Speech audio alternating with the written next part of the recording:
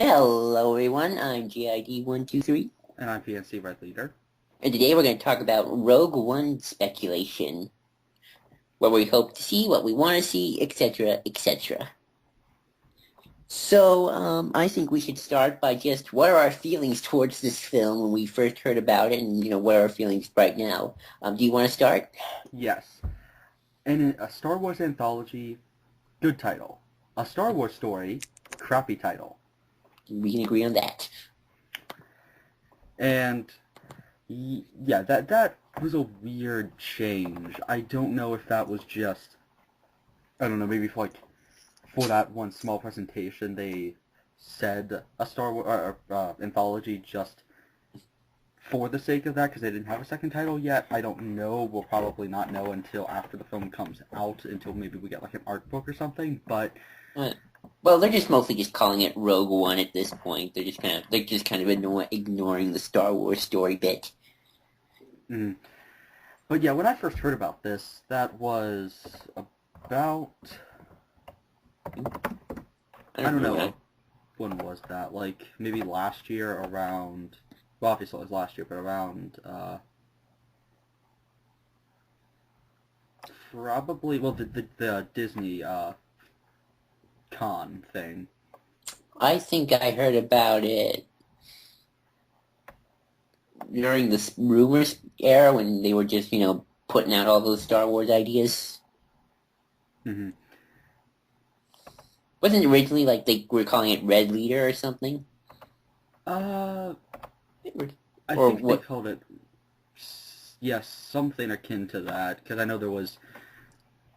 there was three projects, or at least, well, we know that this and the Boba and the Han film were definitely already like in the process of being, they were in talks for that because we know that Right. the I Boba know. film was I going to know happen. that Disney has like a list of movies, and I remember hearing this story for the Han Solo film, and they asked Lawrence Kasdan if he wanted to do anything outside of Episode 7, and he picked the Han movie.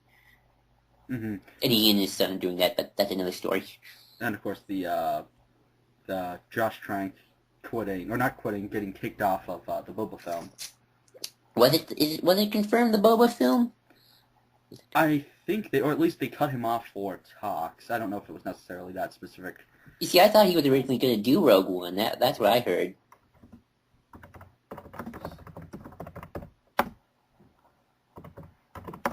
I know Gareth Edwards is director now, which I'm excited about. I love Gareth Edwards.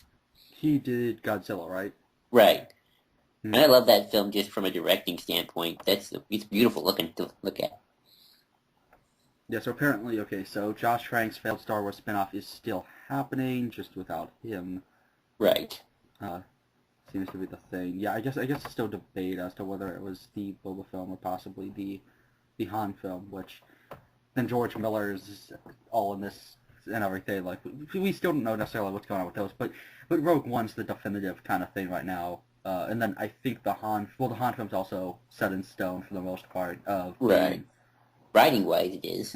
after Episode 8, which then I guess they said they might push back the Boba film, which comes into speculation for this because we know that, or at least we are pretty sure that Boba Fett will be in Rogue One since Right. Slave One showed up, which is interesting to me because this might be our first official retcon of the new EU.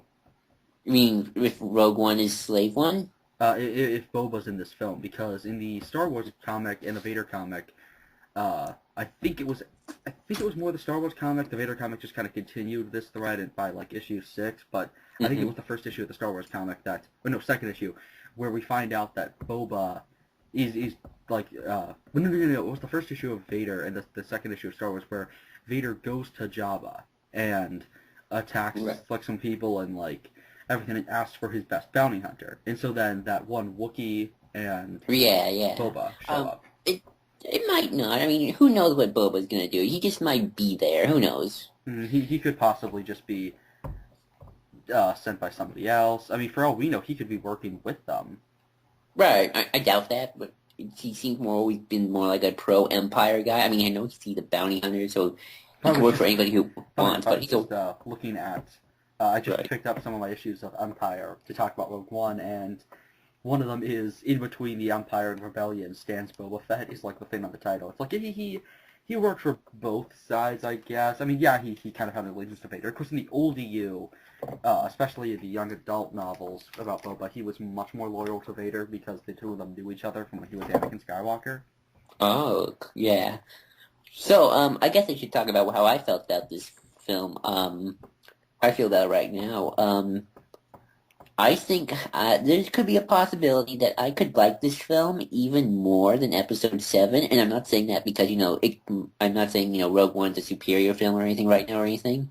I just feel I could because it, like, has a few things going for it. Like, first off, this is something brand new. I mean, this is, at least, something we never seen in Star Wars before, just non-Jedi rogues with guns going up against the Empire. In live action, yeah, definitely not. And also, it's set in OT style, so I get to see the iconography of that even more now because they're going to probably use original Stormtrooper armor and stuff like that. It wouldn't feel as much like coming up with excuses to get it. It would feel more. It is that era.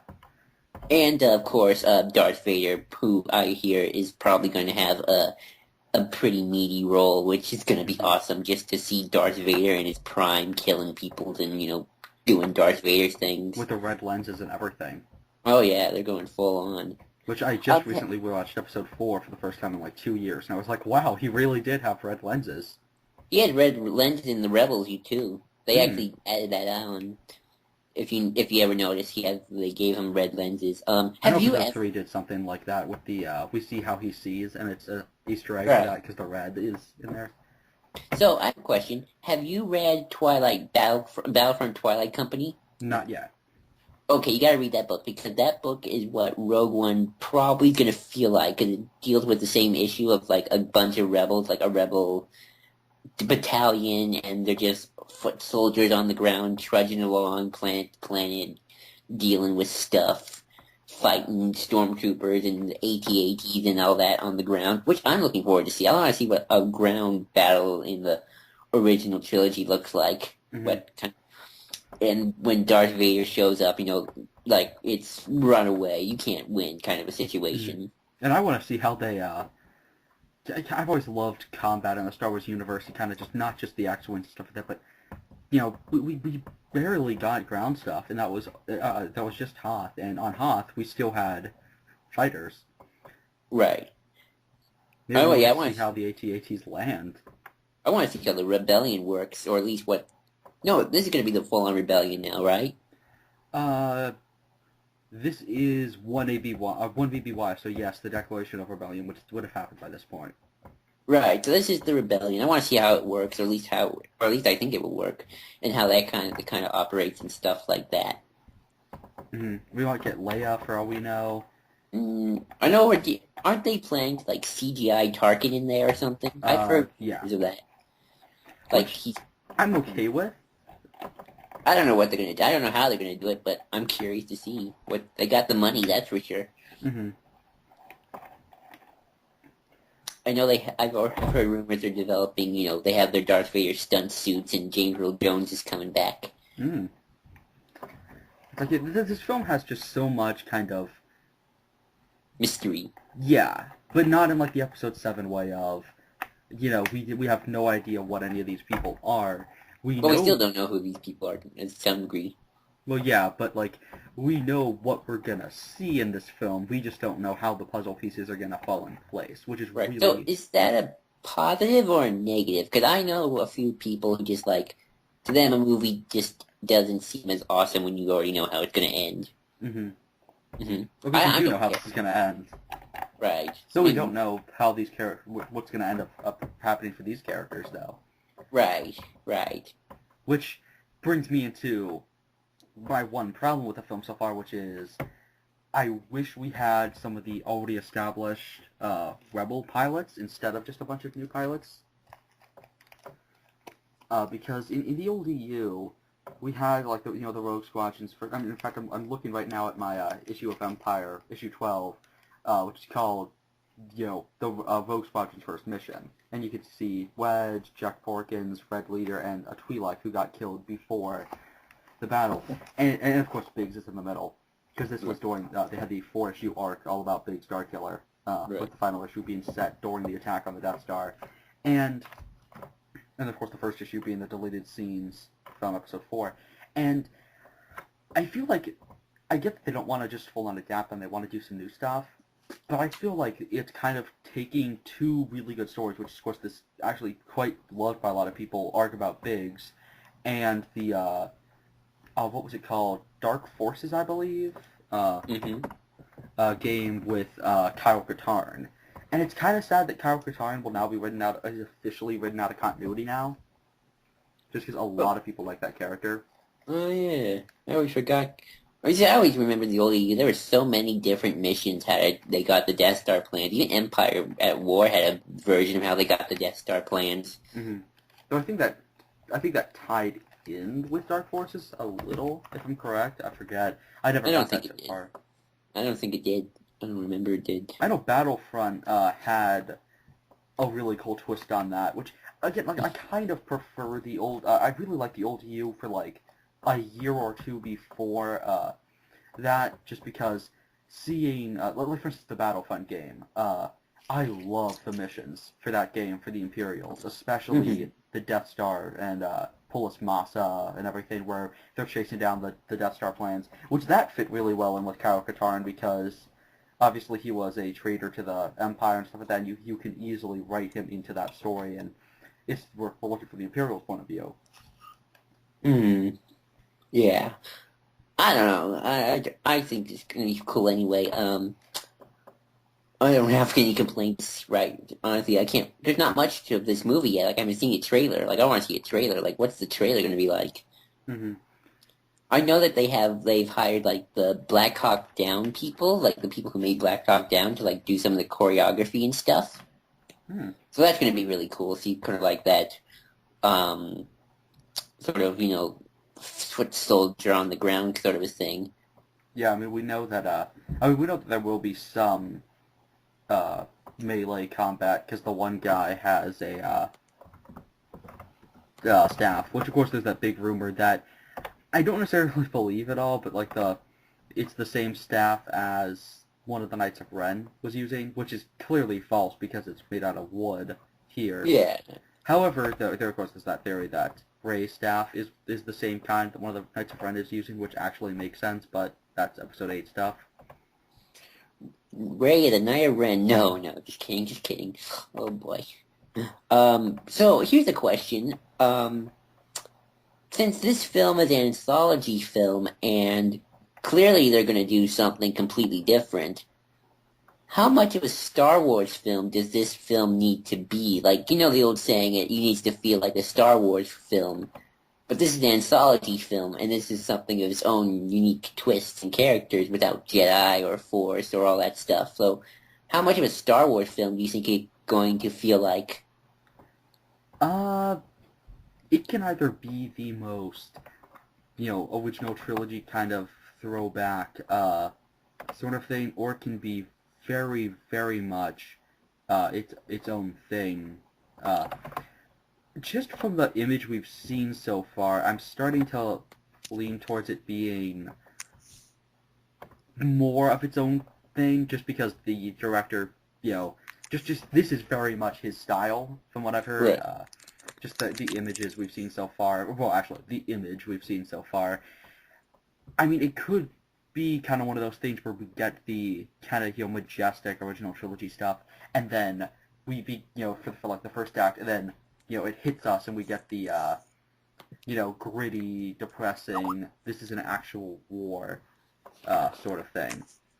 Yeah, I kind of want to see that gritty war angle to it a lot. I want to see like what a battle looked like in that time. Yeah, so do you think that we will be seeing just the just the stealing of the Death Star plans, or do you think there will be kind of some subplots with some other characters from the original trilogy, or at the very least different rebellion stuff? Ooh, good question. Well, we know Darth Vader is going to appear. And I know some story tidbits already from, well, at least I've heard about what the plot would be from some story tidbits already. Should I talk about them? Do you mind? Yeah, I mean, it's all speculation at this point. Well, this is stuff I've heard from making Star Wars, and they have a pretty good track record. So, okay, this is what I've heard. Apparently, the Felicity Jones's character, Buffy, right? That's the name? No, didn't Felicity Jones Buffy the Vampire Slayer? No, the person who played Buffy is Sarah Michelle Gellar. This right. person, Felicity Jones played as Kirk and Anthony always call it, the former future Black Cat. Where did I think that? She was supposed to play Black Cat Jones. Amazing Spider-Man 2. Oh, well, anyway, Felicity Jones' character, her father, she's the main character, and apparently her father is going to be, like, the chief scientist or tech designer of the Death Star. He made it, apparently, or at least, no, he didn't make it. He kind of took what the Geonosians were doing and sort of, like, improved upon it, kind of a thing. Yeah, I mean, people have said before, I mean, just back in the old canon, obviously there was the whole Tarkin, like, kidnapped children and had them, like from this really intelligent society, and would have them in, like, these, kind of like those, in the '09 Star Trek film, like, those little things that the Vulcans sit in. Oh, yeah, Kind of like that, and they would isolate them and put them there where they have to think and come up with stuff, and we meet, in fact, the Kevin J. Anderson, in the Jedi Academy books, had the person who designed the Death Star, and they're like, oh, the single person who just designed the Death Star, and of course, I was never a fan of that, so I was actually really happy when when that got written out of continuity, or when Episode 2 kind of wrote that out by it being not just this one, like, 20-year-old woman, like, as a 5-year, when she was, like, 15, came up with the Death Star. I thought it was somebody else called Bel Iblis, who just kept recloning himself. Probably was, because that got changed around a lot, but then... Death Star origin always gets, I always felt, like, I didn't read a lot, but I always remembered, like, seeing a bunch of books with the Death Star origin. I feel like there were so many origins I couldn't keep track. Which is why people complain, like, oh, Episode 2 screwed up the Death Star, and I'm like, the Death Star had so many origins.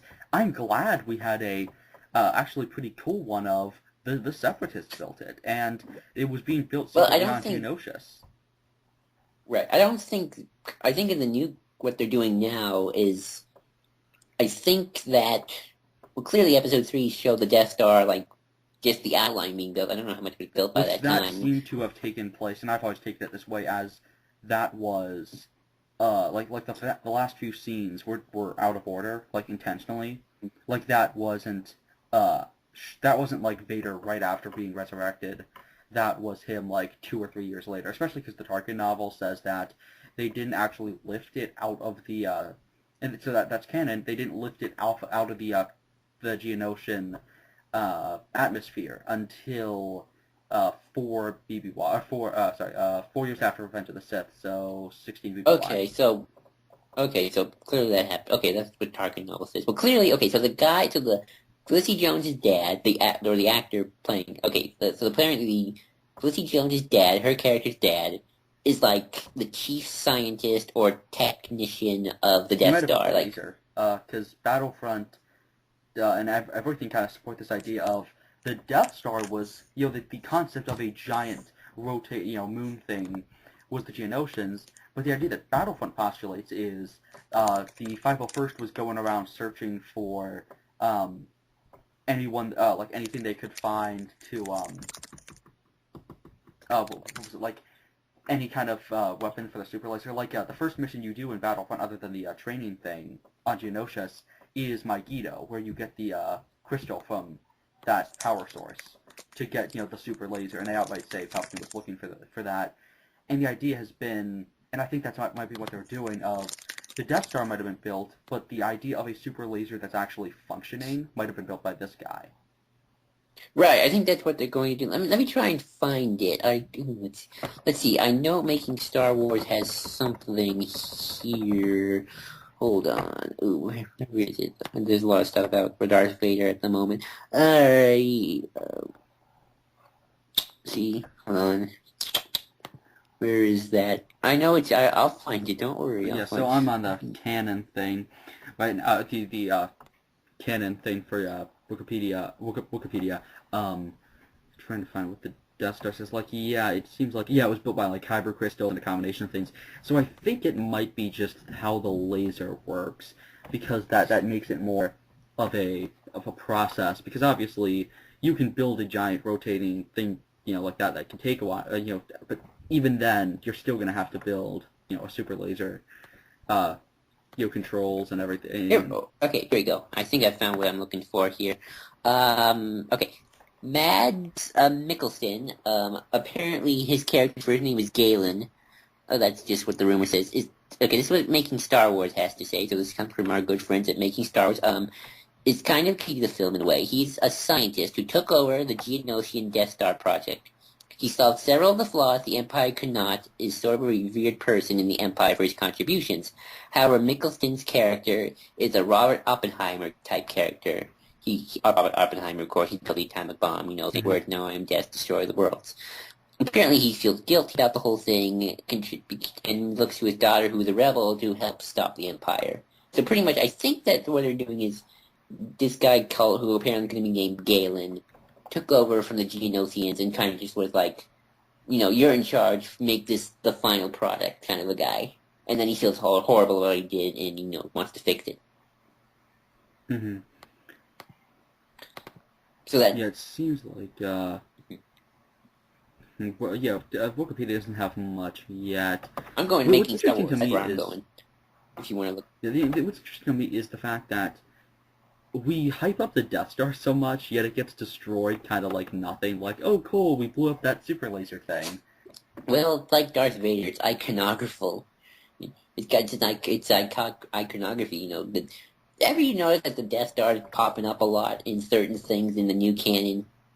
I mean, Episode 7 had a Death Star. Rogue One's having the Death Star. Tarkin's about the Death Star. It's about Tarkin, but the Death Star is kind of big important. Yeah, I mean... But what's interesting to me is, like, we hype up, like, oh my gosh, it's the Death Star at the end of Episode 2. And that was a cool Easter egg in the Episode 3 thing of not only do we end on the Death Star, but what a lot of people don't catch is when Anakin walks in on Palpatine at one point, he's looking at the Death Star plans. Was that the Death Star plans? I thought it was the moon. Well, it could be. I mean, it's a round thing, so it could be the Death Star for all I know.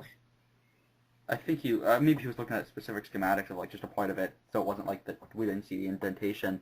But what's interesting is, like, I'm thinking, like, what was the other thing I was reading recently that kind of, like, threw in, like, a reference of, like, oh my gosh, Death Star. Oh yeah, I actually like the fact that there was kind of a progression there in the arc I was talking about in the Empire book, where you hear there are rumors of the Death Star and stuff like that, and people are talking about it and how, like, it kind of gets built up, because it's kind of lackluster that they spent 20 years of this majorly important thing Force Unleashed talks about, which Force Unleashed, I feel, pissed me off because they actually go to the Death Star. Force Unleashed? Well, yeah, well, actually, no, wait, there we go. That contradicts Empire at War as well, because in Empire at War, the Death Star was again a rumor, but the rebellion was already a thing. Mm-hmm. And the rebellion had been on it, which is just really weird. Also, why did Palpatine have a throne room on the first Death Star? I think I can buy that. I mean, Palpatine would probably visit it eventually. He probably wants a throne room on all his big things. That kind of makes sense. Now, this is the guy who built a Star Destroyer that has, like, a bunch of giant pyramids on it just so he can store his clones. Yeah, so makes sense. But anywho, I definitely like this angle about, doing a Robert Oppenheimer of Star Wars thing, because if you built the Death Star, I wonder how you would feel. Well, unless you're a psycho. Mm-hmm. It's like if you're Tarkin or Hux, like, tears of joy in your eyes as it blows stuff up. Right. So, yeah, I think this is going to be interesting. And they also did an announcement recently that, again, Making Star Wars. I would advise going to that website if you want to look up some, like, Star Wars news, which might be true because they had a really good track record. Like, most of their Episode 1 stuff was pretty spot on. Like, they just recently announced Forrest Whitaker is going to be in this film, too. I don't know, really. They haven't talked about much what he's going to be. But they also mentioned something of like, have you been hearing rumors of this like Thrawn-like character in Rogue One? Uh, no, not really. I've just heard stuff about what do you call them? Just Tarkin and Vader. I don't know. It could make sense to throw in another Let's person. see. I'll look it up. Because I mean, we have Tarkin will only be able to be in like one or two scenes. Maybe they'll edit his voice over a com thing, which makes me really interested as to whether or not we actually get a subplot with Vader, or he'll just be a person who's kind of in the background, kind of not manipulate. Like he'll just appear kind of like a Shiflett kind of villain.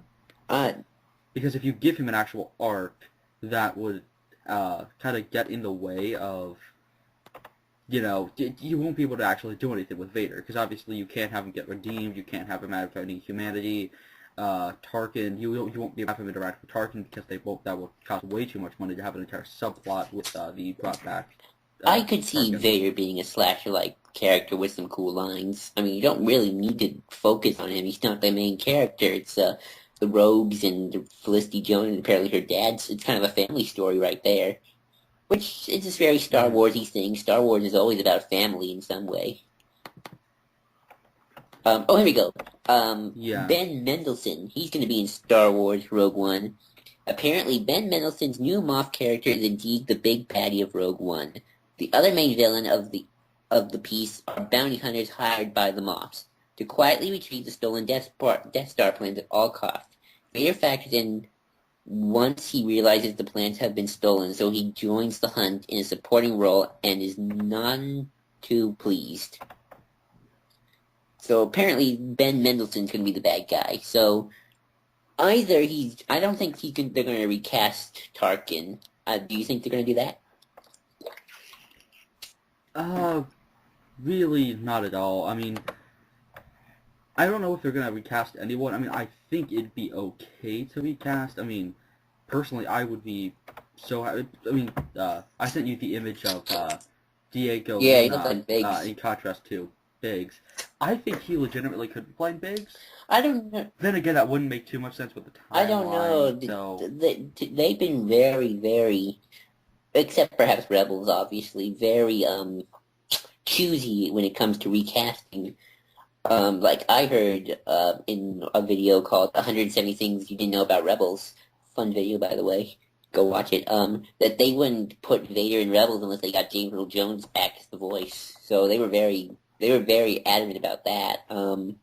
that's a little different than Biggs, Well, though. that's true. I mean, to be fair, Vader's had a lot of voices too.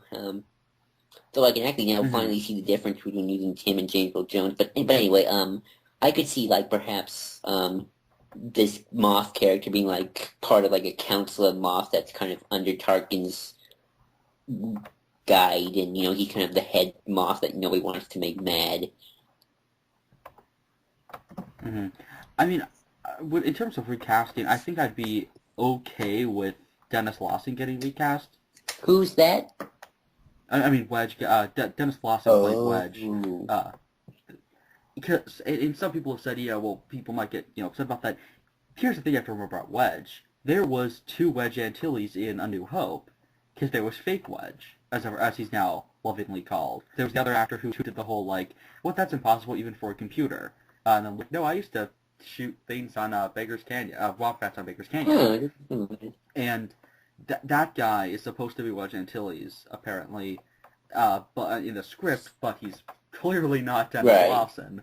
But that kind of just puts you could totally recast Wedge. I love Dennis Lawson, but he doesn't want to come back to Star Wars. He's been adamant about the fact that he doesn't necessarily enjoy it. Like, he doesn't have any ill will against Star Wars fans. He's just said, he's like, I'm sorry, I just didn't, I'm not the biggest fan of. We're lucky we got of Harrison being part Ford of that. back for episode 7. And we knew why, and we all knew why he was coming back. So he can die. Mm-hmm. Yeah, that's what he wanted. It was the sweet release of getting stabbed by his. Although own he might kid. come back in episode 8, so will not come back. Well, cameo, but as a whatever. But yeah, I kind of feel like I really want Wedge and Wedge, Biggs, Jack, and Jack is Porkins for people who don't know, and what do you call him? The Red Leader, the original Red Leader. I forget his name. Uh, but like that guy, I kind of want them to show up because it doesn't. I don't like the fact that we're doing like this is the real Rogue Squadron, and then none of them are To people be we fair, they know. never said this was 'Cause this was Rogue Squadron. They never said this was going to be Rogue Squadron. Who knows what Rogue One even means? I mean, it could be Slave One. That's some people are saying that's what Boba Fett's ship's called, but I don't think so. It could be a code name, like perhaps Felicity Jones's characters is Rogue One because she has this plans with her. I mean, who knows what Rogue One even means? It doesn't necessarily have to be the squadron. yeah, that's clearly like the It doesn't even predecessor have at to be. least. It might not even And be the predecessor. It just could be one person's code name. I guess, though it would still be kind of part of that legacy of the Rogues, which I kind of prefer the notion of, uh, that the Rogue Squadron began as, Red what do you Squadron. call them? Well, yeah, they began as Red Squadron, which, Rogue Squadron didn't begin until shortly after, where Luke and Wedge, being the only survivors, they started a, entire new group, essentially. Right. Well, you've seen the picture of the cast, right? All those people. Yeah. A lot of them don't look like rebels, or at least they don't look like the rebels we remember. They look very gruff and kind of like you people look kind of scary. Like Mm-hmm. Which, in my opinion, if they were going to do something very mm-hmm. different, they should have had aliens, which brings me to my big thing that I got annoyed with a lot of Star Wars stuff. The lack of aliens as protagonists or major characters. Right. Because why couldn't we have just, put blue makeup on, like, on, like, Rey and have her be a Chiss, or do that for, like, Hutch, or well, I guess he's in, First Order, doesn't like aliens, but, like, why couldn't somebody have been alien in terms of the, like, main characters? Like, it doesn't even have to be too much. Rey a Chiss, Like, that'd be funny, but unless she's Luke's daughter, unless, Luke and a Chiss female got together. I mean, why couldn't Poe have been a Chiss? That would have been okay. Yeah, that'd be cool. Or like a Twi'lek. He's already being blue in another movie. Yeah, exactly. He's already. Fuck with it. Cool, so now he's a blue good guy and a blue bad guy. That'd be funny. Yeah, I guess that's a problem. I'm. In here, I kind of wish. I get that we're doing one cell, but I think it could be you could very easily make this into different cells, maybe 12 different, like however many they have in the Are squad, they rebel cell, though? Are they, have they confirmed these people are rebels? They're not mercenaries? Yeah, they're kind of, we pretty much know that, yeah, they're rebels. Okay. They definitely don't look like the rebels we see on Princess Leia's ship. They look very dirty and rough. That's something going to be interesting, seeing different rebels. Yeah, though with that, I kind of, if you're going to do that, I wish it was kind of a different, what'd you call it, like different, alien species, like a completely different cell, so that we kind of get more range in everything there. Like, I don't know, like, if you're going to do a bunch of different characters, don't just have them be, oh, look, we have, very different looking from different cultures. I wish it wasn't just, look, this is a person who clearly is from, like, a warrior culture, this person's more of a pilot, this person's the tech person. I wish if you were going to do something like that kind of diversity, have it be this person's, a Mandalorian, this person is a Twi'lek, this person is a Togruta, which that's another thing. We have, in Rebels, we have one of our major characters is a Twi'lek, and in Clone Wars, the main protagonist is a Togruta. True. That's definitely true. Like the guy with the dreadlocks, why couldn't he have been of a different species. I don't know. It's just I wish I feel like it would be cool to kind of see different cells of the rebellion. Like if you're gonna show what's going on in the rebellion as before Luke showed up. Since with Luke, since this isn't Luke Skywalker's story, it's like the thing that keep like the thing that seems to be about. Well, if it's not going to be Luke Skywalker's story, it's not going to be Leia's, it's not going to be Han's, then go the opposite direction and have it be a completely different cell with little connection. Like Well, to be maybe fair, they might be a different cell. I mean, they did. I remember Dave Filoni saying that one of the reasons why the Rebels team had a B-wing and then we don't see them in Yavin is because that's a different. Madonna had its own cell, and then the Rebels cell is their own cell, and then maybe this is a different cell too. but then have them be aliens is my Oh, okay. Because I don't know, like I guess it's still that humans versus humans. Oh, and there's some aliens getting drunk in a bar, which is all we get from the Ocean Trip. Which is one thing that I will always support about the prequels is the fact that we got to see different alien cultures kind of in their entirety. That's true. I'm curious if we're gonna. I wonder though. Considering we only have one photo, in terms of just aliens, if we're gonna see aliens, I'm sure we're bound to see some aliens. Are we gonna see like alien slaves, or maybe? I bet they're probably gonna land on like a alien world. In fact, there's there's a few things that I think they could very easily. Aliens they could probably do an entire species of, and not have to spend too much money on makeup and sets and stuff Wookiees, like that. I could see us seeing Wookiees as slaves. We're building the Death Star. Yeah, that could be possible. But I mean, like landing on like a kind of safe world in a That's way. true. Like not one that's working with the rebellion necessarily, but one that's a little bit more, will help them not necessarily join the fight, but at least help them. Like I forget what the species was that I was thinking of, but I think it would be great to see maybe a species that is usually associated with being villains or something, like maybe a separatist, where like the what were they called? The main villain from the Citadel. The Geonosians? Oh no. No, the Citadel. Oh right. That was the warden's name was O.C. Sobek. I was looking up this guy the other day because I was really interested in him. And his species was part of the Separatists. They are the Findians. I think it'd be cool to see a species like that that's not used in the films that we see in the background of a lot of comics, and the Clone Wars obviously used it with this guy. And I think it'd be really cool to get alien worlds where, or at least characters that we're not really that guy, right? familiar He had the with. Christopher Walken accent, right?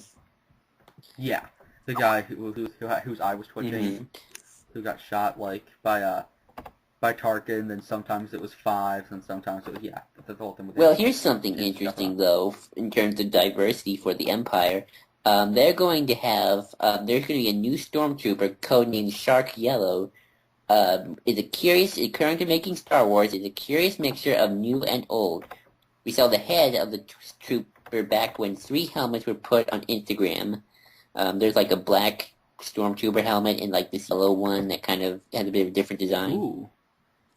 It is a combination of a scout trooper with stormtrooper parts. On the set, they're called sand troopers. It has soft parts like scout troopers, including similar chest armor but more narrow around the hips. It has the same kneecap to the classic stormtrooper and has the same accent of color like dark red on the panel. We've heard also more about a black stormtrooper called the Death Troopers.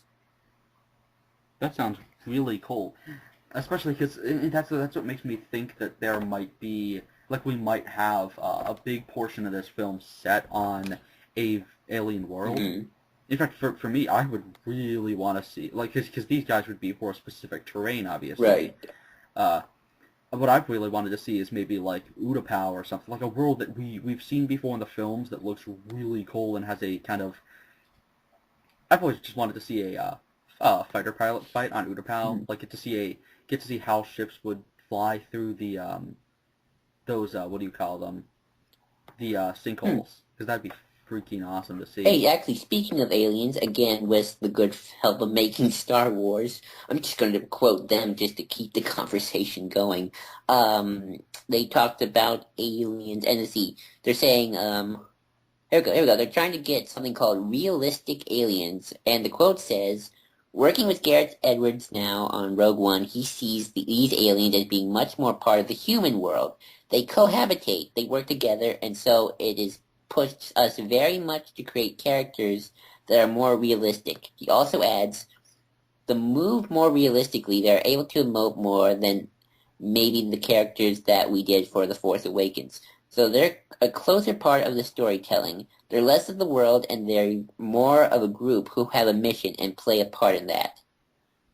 Here's the article of as we speak.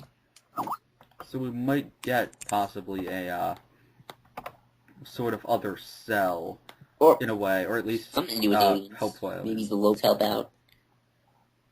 I wonder what he means by realistic, though. Does he just mean realistic in terms of features, or does he mean realistic in terms of their culture and society and stuff like Who that? knows? I mean, have you seen Godzilla 2014? You can get that's always a good way to get a good sense of his style. Let's see. I haven't. What else has he done? He's done a low-budget film called Monsters. It's very human-driven. He apparently did the monsters all from his computer by himself. Well, don't expect too many monsters. It's more of a human story. And Godzilla 2014. Those are his two big ones. And he's doing the... So no stupid Raptways going all over the place? No, he's done some pretty good, decent work. He's a decent director. Pretty good. Especially Godzilla 2014. I mean, that film just knows how to make a monster look big and make you feel very small and puny. Of course, what I heard was apparently they made Godzilla a little too big. Nah, he's huge. He's like 300 feet. I mean, like, people kept saying that Godzilla looked fat, apparently. No, I saw the movie. He's actually, it's more muscle than fat. It's just, when you see it move, it looks more muscle. Trust me, there's been some fat Godzillas. Yeah, so back to Rogue One. Talked about Boba, but what about, well, since we know that... Everyone's saying Han Solo's going to make an appearance for some reason. That'd be weird. I mean, I guess that would be a decent way to set up whoever they cast for the But wouldn't that be just odd? I mean, it's a year before the Death Star blows up. He goes from whoever plays young Han to Harrison Ford? It doesn't make sense to me. Say you got plastic surgery or something. But yeah, with Han, that'd be really weird. I think it'd be interesting to have maybe some characters who didn't show up in the first three movies. I mean, I think it'd be great to show the Emperor, because my thing is it's almost jarring to watch Episode 6 because Palpatine shows up in 5 of the Star Wars movies except for 6. No, in 4. Or sorry, all but 4. Because he's not at all in that movie, and it's kind of awkward that it's like, yeah, the Empire's just kind of this group, and then it's like, nope, it's got this, really sadistic leader who makes really creepy faces when talking. I know. I would like Palpatine make up an episode. I liked it. I would hope to see Palpatine come back, because I don't really like the makeup in Episode 3. I might prefer Palpatine to look in Episode 6. Well, I think in 3 it's supposed to be that it's, like, still fresh, which I really like, right after he gets burned. I feel like the makeup there when he puts the hood back on. Because obviously, Cap pointed this out in the commentary, and I can't unsee it, where when he has the hood off, before he puts the hood back on after he gets burnt by his own lightning, you can see where the makeup cuts off. Ooh, yeah. And it's like, really? But yeah, I think Palpatine might show up here. The question is, wouldn't McDermott do I'm sure he would. I heard he likes playing the role. I heard he likes it a lot. And I know there's going to be some fans who are like, well, he wasn't the real Palpatine. Like, what he was. He was in Episode 6. I know there's going to be at least one original trilogy fan who cries about that. But he is Palpatine. I don't know why he wouldn't do that. Anywho, he came back for the... Well, it's because he was associated with the prequels. Oh, yeah. It's not that he wasn't in the original trilogy. It's like, oh, he has a connection to Hayden Christensen, therefore he's tarnished. that kind of thing. But for the most part, I think this film could get away with doing a lot of either prequel or just kind of that sort of thing. Isn't there like a old Republic B-wing in the background of that photo? Somebody pointed that out to me.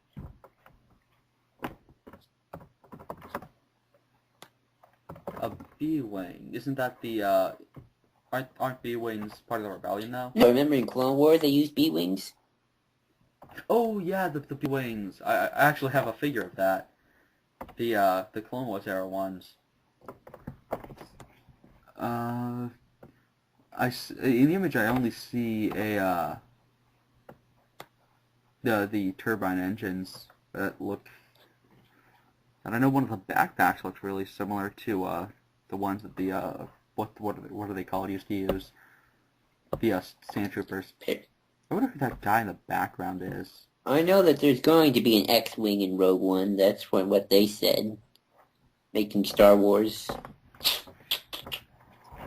It must suck for the prop team to make new X-wings and then have to make another old one.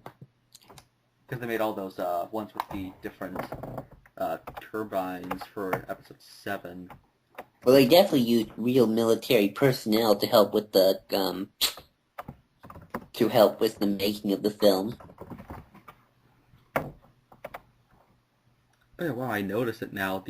I never realized what the specific difference was between the X-wings of old and the X-wings now. But yeah, I should get that now. Here's something interesting. Apparently, going to Forces TV and making Star Wars, they're using military personnel for extras in their, putting them in stormtrooper outfits and such.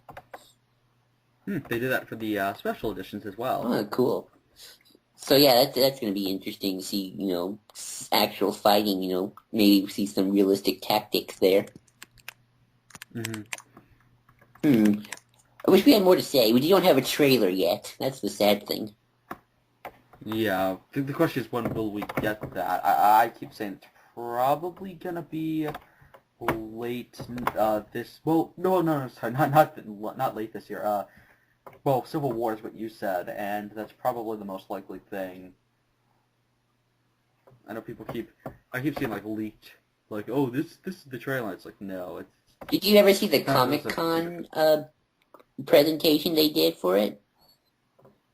Yeah, but there wasn't a trailer as part of that. Yeah, but the one with Obi-Wan Kenobi doing that speech in Episode 4, and then they show the Death Star in the background. Oh yeah, that was fake. Oh, really? Yeah. Real. Oh, it's nuts.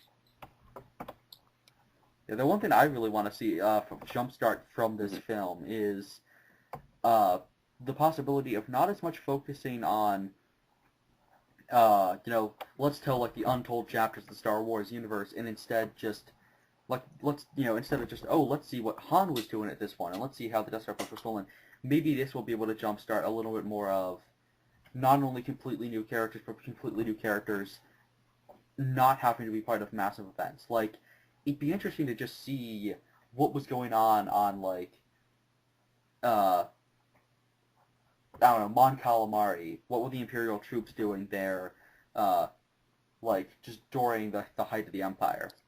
Because those stories are really interesting, or like maybe a biopic about just like almost made like a biopic about like just a single rebel or a single stormtrooper or something. Stormtrooper, the movie. I mean, I would almost really badly want a, just to think about like maybe an Imperial squad or stuff like that. Because obviously the Imperials weren't all pure evil, because a lot of them had no idea what was going on. Right. And so it'd be interesting to see. Imperials, have to deal with that. I mean, there was an issue from the Empire book. There's actually a two-parter, which I'd say anyone who likes Stormtroopers and wants to see them actually act human, read that. It's amazing. It's issue 16 and 17, I think, and those are it's so good. Where he's fighting against there's this like a bunch of people get killed, and like there's the actual sturdy leader, then there's the coward, they die. And then you get the kind of rookie guy who becomes a commander, and like he's still fighting for the Empire and everything. But actually, there's a point where they're kind of like he's not fighting for the Empire anymore. He's fighting for the good of just his men. Like it's just to keep him and his men alive. and like it's really interesting. Like one of his people gets shot, and he like wants to go back, and they're like, no, you have to, and he keeps he runs away, and like he's saying like he won't know who that trooper was, like just these faceless people, and it's messes with his head, until he gets deranked, and he's okay with that. So, speaking of battles, do you think we're gonna have like a big ground battle? Like I've seen concept arts of like just like rebels in like a cave and trenches, and there's like a bunch of AT-ATs in the background and stormtroopers and stuff. You think we're gonna get something big, like a big ground battle? Yeah, I really want to. Well, I think Battlefront style. less like, yeah, kind of like Battlefront style, or maybe even more like how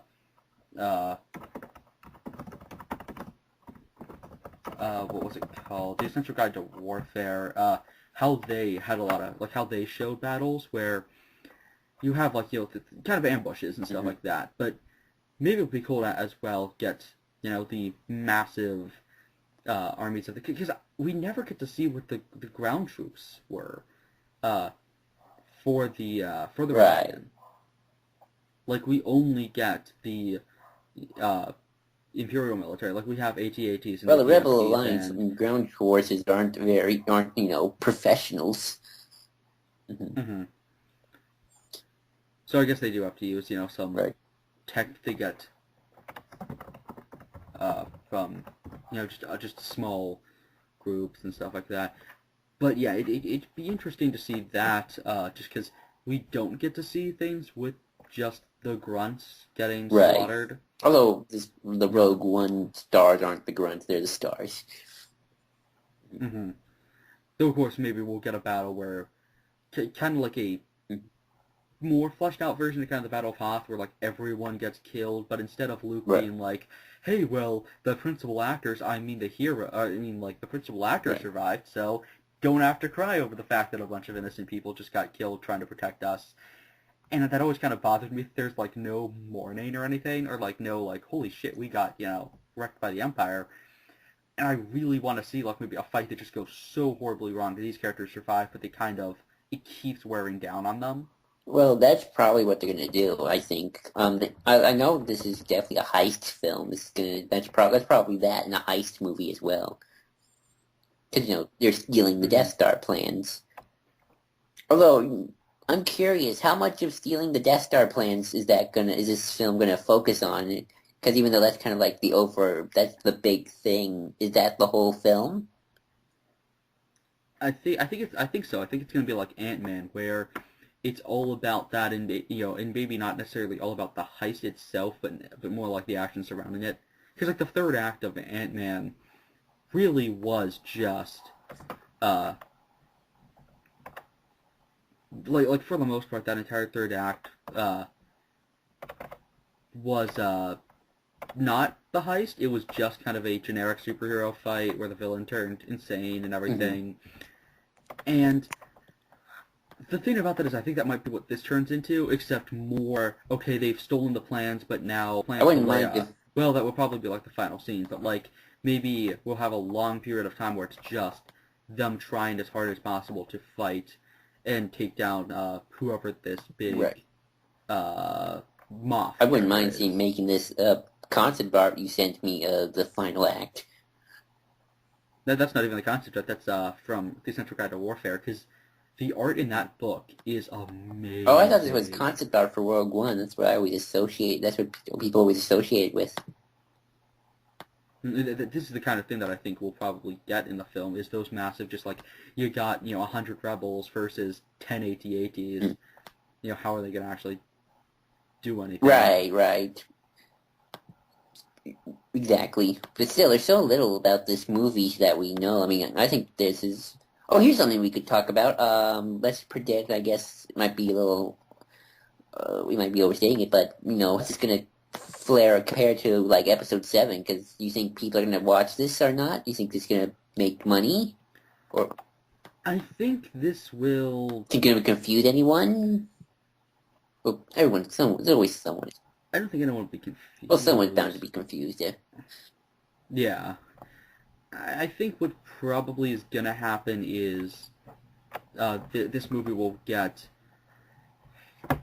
maybe 500,000 Tops. Don't you mean 500 million? Sorry, 500 million. 500,000. Wow, that would be a bomb. No, that doesn't bode well. Like we're never gonna get any other spin-offs if that happens. Well, it is coming out in Christmas, so it's cornered the Christmas market already. Mm-hmm. People on break and everything. So yeah, that definitely seems like it's gonna help. Think that this film will be as polarizing as Episode 7 became, or do you think this is just kind of gonna be, since it's so much its own thing? I mean, always there's gonna be somebody complaining about it, or depends on what it does. I think because the thing is, Episode 7 really pissed off a lot of EU fans. Well, that's good. This film is definitely changing stuff, but I don't think it's changing stuff that's necessary. I don't think it's completely taking away, like 50 or 60 novels. Right. So I think this film will be more. I would have done it this way, but it's just kind of a film. Like I was really excited for this film at first. After seeing the image and everything, like the fact that it's not really reoccurring, like previously seen characters, I'm excited for the film, but sadly it's not going to be necessarily what I would have done. But at the same time, I'm actually more excited because it's I think this is more of an experiment. I don't know. I'm actually more excited. It's characters we don't know. I think that's something that Star Wars needs to start doing. Is like focus on characters we don't know, because there's always a problem with. I talk to people who they want to not only just explore characters we don't know, but they want to what's the word I'm looking for? Go into something not knowing how it's going to end. You know what I'm saying? Kind of like make the world bigger, expand the universe. Yeah. Though what's interesting about what we want to see, you can so easily just focus on people who we know die, but flesh them out. Like that's why I kind of wish, almost like maybe Jack or Red Leader or somebody was the protagonist, and so we could see what kind of what these people were before they just kind of get killed off and become the butt of a bunch of jokes. Right. I feel really bad for the Gold Squadron. Like all of them but one died, and they still don't get a memory. Like they don't even get a prequel film or anything. I'm curious. Speaking of prequels, do you think if this does well, do you think Rogue One could see Rogue 2? Just, do you think even though these are one and done spin-offs, do you think that some of these spin-offs will almost form their own little mini franchises within the larger universe, such as Guardians of the Galaxy does and Iron Man with Marvel and that sort of thing? Especially if these characters become very liked. I don't think these characters will. I don't think most of these characters will survive through the film, but or maybe none of them will. Which actually, I think that would be the best way to go, is to have them all die, just kind of to show just how brutal Vader is. Like maybe have them get captured or something, or the plans. Like I think it would be great to have the plans reach Leia and have like this nice, sweet. Oh yay! Look at Leia, and look, it's the Tantive 4, and then the final scene not be that, but be Vader just killing the rebels. Well, I don't know. I can't see them doing that. I think they would at least want to end it on some sort of a hopeful note. Well, I guess end it with Leia getting the plans, but like all the characters have already died. I could see maybe Felicity Jones's character surviving. I don't know. Yeah, she probably, because that's the young actress. You don't want to waste potentially franchise kind of person. But I think this film won't get a spin-off from itself, but I think it will make them realize the potential in other spin-offs, like not just doing, this is what Han was doing, because I'm not necessarily excited for the Han film, nor am I excited actually for the Boba Fett film too much, unless he's done really well here. I don't know what I heard they're putting that film on hold right now, and including the Star Wars Underworld spin-off too. Yeah, I think that, well, we've heard about Star Wars Underworld so many times. I don't think that's ever happened. I don't know that. To be fair, I don't know. I think it could happen eventually.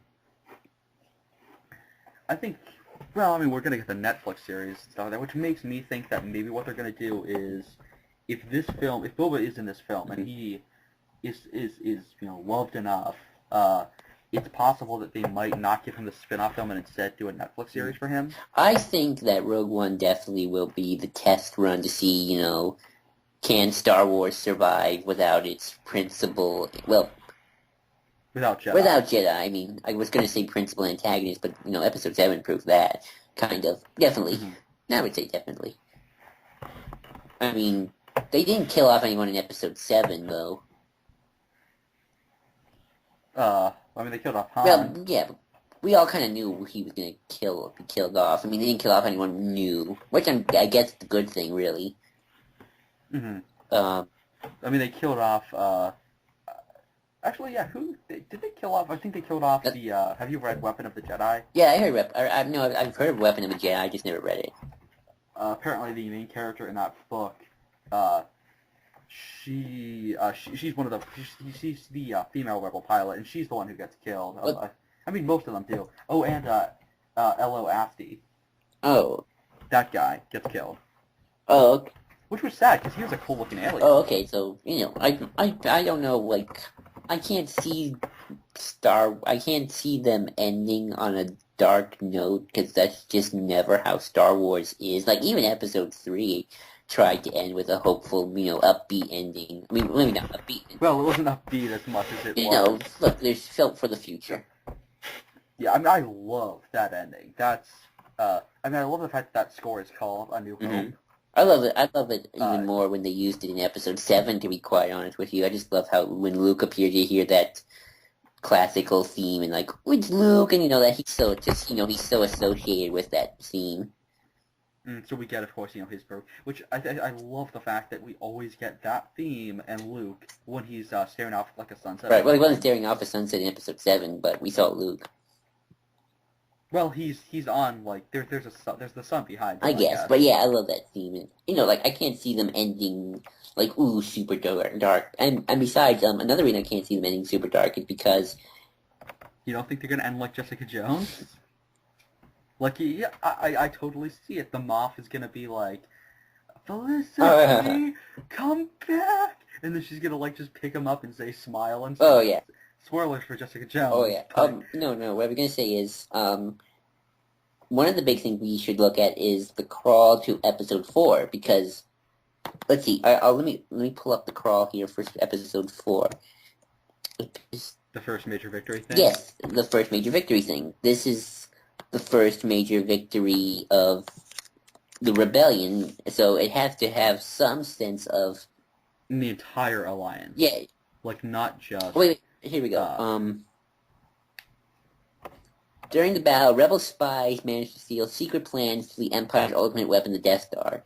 So these definitely have to be rebels then. I mean, at least I think they will be. No, they're definitely rebels. And it definitely, let's see... let's see. Where did it say first major victory? Oh, here we go. It's a period of civil war. Rebel spaceships striking from a hidden base have won their first major victory against the evil Galactic Empire. So yeah, this just got to... Maybe they do mean just the Alderaanian part of the rebellion, because they do say, well, maybe they just mean rebels in general, specifically these ones hidden from a base. True, but they gotta make it hopeful, because this is their first major victory. I mean, they could play off as, victory with sacrifice, that's always good, but it still has to be their first major victory. Maybe it will end with them, Felicity Jones's character and her dad, like, talking, and then she's like, I have to leave, and then she, like, slowly, like, walks down into the sunset, and then the credits roll, and it's still playing the score. Maybe, something like that, but it has to definitely show. Stand in the Clone Wars. Something like that, but definitely gotta show their first major victory. Or maybe, maybe the dad sacrifices himself. I mean, he built the thing. I'm almost certain that he'll die within the first act. I don't know if he'll die within the first act, but I could see him definitely, going through some stuff. What's interesting to me is, did his daughter join the rebellion because... Well, we'll definitely know this by the time when the film comes out, but I wonder if she joined the rebellion because her dad worked on the Death Star, or, like, did something like that. I don't know, they could easily make this into a generational thing, this is a civil war after all. I mean, I think it would be like with General Veers, because you know how Veers' son was a Oh yeah, rebel? I heard about that. Mm. Yeah, that might be what they're kind of doing here, which that brings me to another Mm-hmm. thing. Possibly bringing back, or at least mentioning the names of other Imperials. I think that'd I be think really they could. cool. Like, they don't have to I show could see up. them doing that. I mean, they're gonna. I mean, obviously Tarkin's gonna be the big one, obviously. Mm. What I want is the voice of Admiral Yularen from Clone Mm-hmm. Wars being like, it will be Yularen talking over a That could comm. be. I don't know how. Because you could do that. Right. Because I mean, Yularen was in Episode 4. He was hold on. And I forget what his rank was, but I mean, Yularen was a member of was there He's the during that. deputy head of the intelligence or something. Yeah, that sort of I thing. don't know if they're Uh, going to go that far into it. I don't know how far they'll go. They're gonna dig, but Naval Intelligence yeah, Agency. Yeah. I don't know how far they're gonna go. They're definitely planning on diversifying the Empire's troops, though. From the look of those helmets. Yeah. And I think it'd be interesting though as well, just to have like a throwaway lot. Like I'm really excited for the references we might get. Like I really want just a scene where somebody like offhandedly mentions like, well, like maybe this Moff shows up and Vader's like, I asked for Piet, or well actually it was Piet a Moff. Yeah, oh, I like your Jared or something. Like that would be really cool. Maybe, Just to get little names. maybe I don't. Who knows what's gonna happen there. I'm curious to see just what the film looks like, how it like paced and how it's directed and how it's like just looks like. Because Episode 7, while it had that JJ modernist style to it, still tried to mimic the George Lucas likeness of a 2015 movie. Because obviously 70s and 80s to early 2000s don't look anything like today. But you know what I'm saying, right? The feel of it, Yeah. is it going to be like a dark, gritty, almost like war film? I think that's probably what will happen. Like kind of like how a lot of the shots from uh, Empire were taken straight out of World War II movies. They're not, in fact, straight out of, in some cases, just actual Mm-hmm. film from World War II. In fact, watching the featurettes is fascinating because they show some of those, and it's really interesting just how close. Right. I'm curious. I'm curious. I think it can look kind of like one of those spec op films, but with Star Wars. That could happen. I mean, we've seen that before in Star Wars, and that'd be cool because and in fact, the new EU has focused a lot on the There's a lot of ISB, spy the Imperial stuff Security Bureau. in the Star Wars comics. Like Shattered Empire is about them shutting down the ISB. Tarkin's all about the ISB, which that's another thing with Tarkin. I love the references in that book, and I hope that's kind of the kind of references they'll do here. I mean, obviously, I don't think Plagueis will be referenced here, especially because that might be too much of a giveaway of he's Snoke, he's Snoke. Look, they mentioned him a few times. Yeah, that might be too on the nose. Mm-hmm. Though, I'm interested if. Well, we should probably talk about how the whole situation with Rebels. Oh, I don't think it's gonna tie in. I think they're just gonna they might mention it. I don't know what's gonna happen, to be honest. Yeah, I know, but I mean, just the I don't think a Rebels character is gonna show up. I know they've always kind of liked to play around with that, but I don't think it's gonna happen. well, yeah, I mean, we know for a fact. I'm just talking about what do you think Rebels will do during that period? Because obviously they're not allowed to cross over, and those characters aren't allowed to, do anything. But how will the Rebels show discuss that? Like, will they have just kind of a brief moment of, like, oh, cool, this other cell I did could see that something, happening. or I don't know. I've heard rumors that season 3 is supposed to be they're gonna do a time jump, and that Ezra's gonna be older with shorter hair and something like that. I don't know. It could be rumor. Um, I'm not sure. I don't even like. I don't. Even, I question now if they'll. I question. I think they could. I think they could find a way to even contrive some sort of way to get the Rebels group post Episode 4 at this point. I don't know. I've heard things. I mean, Dave Filoni says that these guys are a separate cell that will eventually all coalesce together in Return of the Jedi when they get that final battle in Endor. So yeah, I mean, that's definitely something interesting they could do. Like, it could be just a reference saying, we have the Death Star plans, or maybe who knows, maybe they'll do something with the Death Star eventually. I'm sure they will. Death Star's gotta pop up in Mhm. Rebels. I mean, that show love referencing stuff more than the movies probably ever will reference stuff. So I'm sure maybe they won't steal the plans, but maybe they'll get the ball rolling on that or something. Yeah, but I really hope we don't get, or we don't have to see another trench run, is the thing. Hmm. I Because, don't see how you could have a trench run. They don't even know there's a trench to run in. well, though they will, when they steal the Death Star, well, the question is, were the Death Star plans on the Death Star, or were they stolen somewhere else? I remember, well, there's 'Cause- always so many ways they play the Death Star plans. Like in Empire at War, they said the Death Star plans were like divided up between different people and different space stations. in Battlefront, they state that it was what was it, a riot on, a prison riot. Right. So, who knows if the Death Star plans are on the Death Star? I mean, that seems like the logical thing. Do you think we'll see the Death Star? You think we'll be on the Death Star? Do you think Definitely. that if they definitely do the Death Star, I know one thing they're going to definitely reference is they're going to maybe they'll recreate that Imperial meeting room in Episode 4. Definitely. That, and maybe they'll make like a joke about tractor beams, like maybe somebody gets taken out by one of those. Yeah, maybe someone falls down the rails and. Oh yeah, because the fact that maybe they'll explain why there are no rails. That'd be a nice little throwaway gag. That'd be interesting. I kind of hope I hope they do that. I don't know. Maybe they won't. I don't know. It all depends on what their goal is. You think we'll see the Yavin base, or do you think there's going to be their own little rebel outpost somewhere far away? I think we might see the Yavin base, but if they're Mhm. smart, they will only show Alderaan. Like, I could see Alderaan appearing. Because I think that might be where. Because I think what might actually happen is they're going to condense it so that this film ends with the Tantive 5 takes off to go to Tatooine, and it gets attacked. There's something you can explain. Why are they going to Tatooine? Oh, right. Old Ben.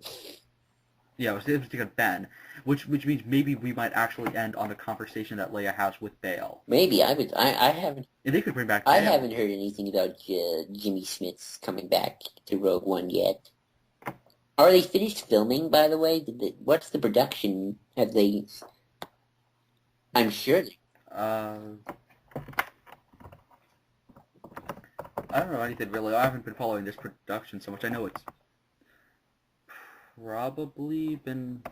I know there's actually just currently some stories being put out right now about the fact that one of these characters apparently is going to be really awesome. Okay, here's what. They all look like they're going to be awesome. Like it seems like you have the tech guy, the hacker, Felicity Jones is the leader. You got the muscle. But this is what a unrelated, unrelenting source of details you did and did not want to know. Over at Making It Star Wars has some new information about the character. When? When? When? When? Like Oh, W-E-N. Hold on, my Oops. Is that your No, computer that's or mine? yours. I don't think. I don't. I think it was Peter Pan or something. Because that film's still coming out, which. Which Peter Pan? There's But, so many. There's so many. Let's see. I've learned that Wen's character is the weapons enthusiast of the group. He's a first-class gun nut. He's the kind of character that just as you think he's exhausted his potential for violence, he pulls out another weapon from his boot. For example, he probably has as many concealed weapons as he does overtly visible ones, if not more. I'm guessing that's who is Wen? Ooh, I actually did that guy's picture. Oh, that's the name of the actor. Oh, so that's the Chinese character. Which I'm shocked that guy does not look like a pilot.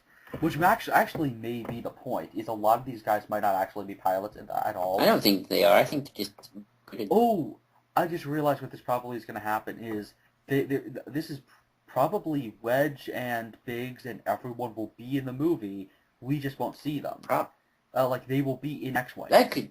And we just like what might happen is Felicity Jones' character is an X because we've heard she's an X-Wing pilot. We've heard nothing about the rest of them.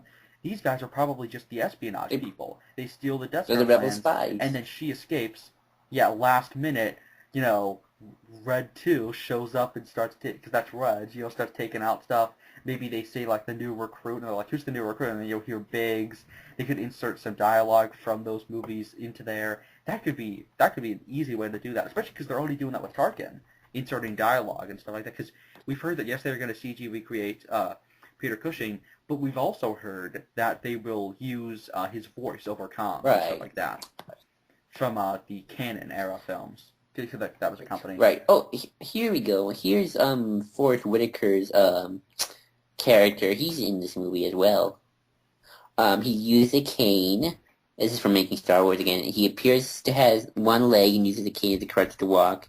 He appears to be a veteran of some battles, but it isn't clear if he lost his leg fighting in the Clone Wars or against the Empire. Based on differentiated code names from the rest of the rebels in the movie, it appears he is likely good, but maybe a bounty hunter affiliated type. More on this later. He seems to be a good guy in Rogue One. He has a cape, and his costume is a hodgepodge of different things. Think of someone you might see at Maz's castle. Yeah, that'd be that's cool, especially because the Clone Wars thing. Because I don't think this film will shy away from that. Because obviously that was for these people the biggest conflict. Probably. It probably will always be the biggest conflict. Because I mean that was full scale war. The galaxy had never seen that yet. Even at the times of the Sith. I don't know, those old old Republic battles seem like massive with thousands of Jedi and Sith battling, but I digress. The idea they always say, the Old Republic stuff, is a lot of those writers talk about how those battles, you know, were massive and had probably more death, but it wasn't as involved with, like, civilians and stuff like that, weren't getting killed as much, and the big thing is it wasn't on a galactic scale. It was usually contained to certain areas. Not even the one in the Old Republic MMO where you have half the galaxy in a Cold War-like state? Yeah, that kind of thing. Like, there was never... Like, there would be part where, like, half the galaxy's at war and then the other half's, you know, cold, and it would kind of flip-flop. It was never a point where every single planet was caught in the balance, and... Also, the fascinating thing with that war is the people weren't actually part of it. Like, the Grand Army of the Republic and the Army of the Separatists weren't, so then... There was these smaller skirmishes with local militias, which is probably where this guy comes in. Probably. It'd be interesting to see. That might be why he's not too loyal to the rebellion. Maybe he just doesn't want them to become like the Republic because he got screwed over by the Republic. Maybe he was a separatist. Maybe he was part of the Republic and feels like they didn't help his people. I thought he was going to be an Imperial when I heard that he was going to be in the movie. I don't know, I just heard that. I know other actors who are definitely going to be Imperials, but I forgot who they were. Doesn't one of them play Hannibal? Didn't Thatcher just get canceled? Yeah. So now he can be in if they do another spin-off. But yeah, with the let's talk now about I guess the other spin-offs and kind of what this will mean for them. I could see Rogue One. Like, Han Solo film and the Boba Fett film seem like good businesses. I think the Rogue One film, if it does well, definitely opens the door to more outside things, maybe. Hopefully. Mm-hmm. I mean, the big thing that I want, and we can definitely talk about this for a long time, and it's the thing that either will Thrawn, the movie, happen, yes. is Obi-Wan Solo film set on Tatooine. Ooh, I'm actually... If this does well, that is so happy. I thought it was already happening already. I mean, they're definitely setting something up there with just the Obi... Apparently, Ewan McGregor was talking with somebody the other day. Like was actually... like, his name was listed for appointments or something. Or not appointments, but like, yeah, like, scheduled to have a conversation with somebody. Ooh, well, I definitely know, from the story I told you about Lawrence Kasdan earlier, is that they have a list of Star Wars movies they want to make. So it's not like, they just have the Rogue One, Han Solo, Obi-Wan, and Boba Fett, and that's it. I'm sure they have a lot of list of movies and ideas. They just haven't gotten around to them yet. I mean, Iger said the other day that they will make Star Wars and Marvel movies till the end of time, essentially. Pretty much. So, we're bound to get like an Old Republic movie eventually, or something. Mm-hmm. And who knows, maybe after... Or heck, maybe we'll get maybe after the new trilogy, 10 years down the line, we'll get the new trilogy. Well, I'm almost certain that we will, do the 3 years till the next thing with this trilogy. Like, after Episode 9 ends, I think it will be 3, maybe 4, before we get the next big trilogy, because that's where I come down on the notion of maybe Rey will fall to the dark side or quit or something, because I think that we will, like, legitimately end that trilogy on a cliffhanger of sorts, or on a status quo change sort of thing, because there is a really big potential that movie can end with, Episode 9 can end setting up the next trilogy, which will have Rey as the protagonist and everything. Right. Like, no passage of time. Don't you mean Ren as the protagonist? Rey as the protagonist. Like, maybe, like, it's still Rey's story, but, like, we end her on kind of a point where it's another trilogy. Right. Like, this is the First Order. Maybe, who knows, maybe the First Order takes over. Maybe the Republic takes over. Maybe she fails with the Jedi. Maybe she turns to the... Like, maybe your idea of the First Order and everything get messed up, or, like, quit, like Snoke screws over the First Order, and so then maybe she turns to the dark side and joins Snoke. Maybe the Resistance is forced to team up with the First Order and take down Snoke, kind of like what they did with the bomb. I could see both things happening. That'd be interesting. Okay, here's a weird idea that I just thought of right now, which is actually something I kind of do when I do my little fictional writing for things. So what if Snoke breaks off from the First Order, and this is going to sound so fanboyish and so silly, but try to hear me out. And the Jedi and the Snokes, the Sith Snoke, or whatever they're called, the Knights of Ren, they have to team up against the First Order, because now the First Order is so, like, gun-ho, anti-Force, anti-Jedi. Hux has just gone insane, burn everything to the ground, and they gotta stop him first before they go fight each other. I guess that could happen. I think it's probably gonna be... That probably would never happen. That's really just something. More of a, reverse kind of thing. Hold on, I gotta take 1 second. So basically, folks, the idea is that the Force users have to unite against anti-Force users. Okay, I'm back. The one just they're not about the Force. They're just about, First Order evil destroying everything kind of a thing. I think just because they're pulling so much from the other stuff, from the which I'm glad about. I'm glad that they're War. pulling stuff. Yeah, they might do the Galactic Civil War thing, though. The Vong. Because then what happens with the Vong is... Do you think they'll do the Vong? No, but I think they'll have a threat. Snoke will probably be that threat. Right. That makes the Imperial Remnant team up with the Republic. Right. I see that more the likely. And then like they have to work, because Dala. Yeah, I remember her. She becomes Secretary of State or whatever. The Chief of State. Chief of State, and Pelion becomes like one of the major people in charge of that. And then that becomes a civil war, and of course then there's some stuff where Rogue Squadron is split down the middle, where it's Luke and Wedge. No, wasn't that when Jason Solo took over the New Republic, and he. Yeah. No, I remember that story. I didn't read it, but I remember Wikipediaing it. The idea is Jason Solo takes over the New Republic, he's turning it into an authoritarian regime, and because that pretty much splits the Jedi off from the New Republic.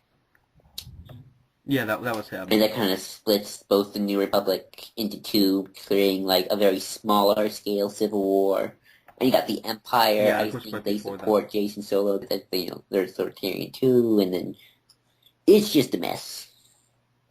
And that came right after the Swarm War, which was the bomb. Right.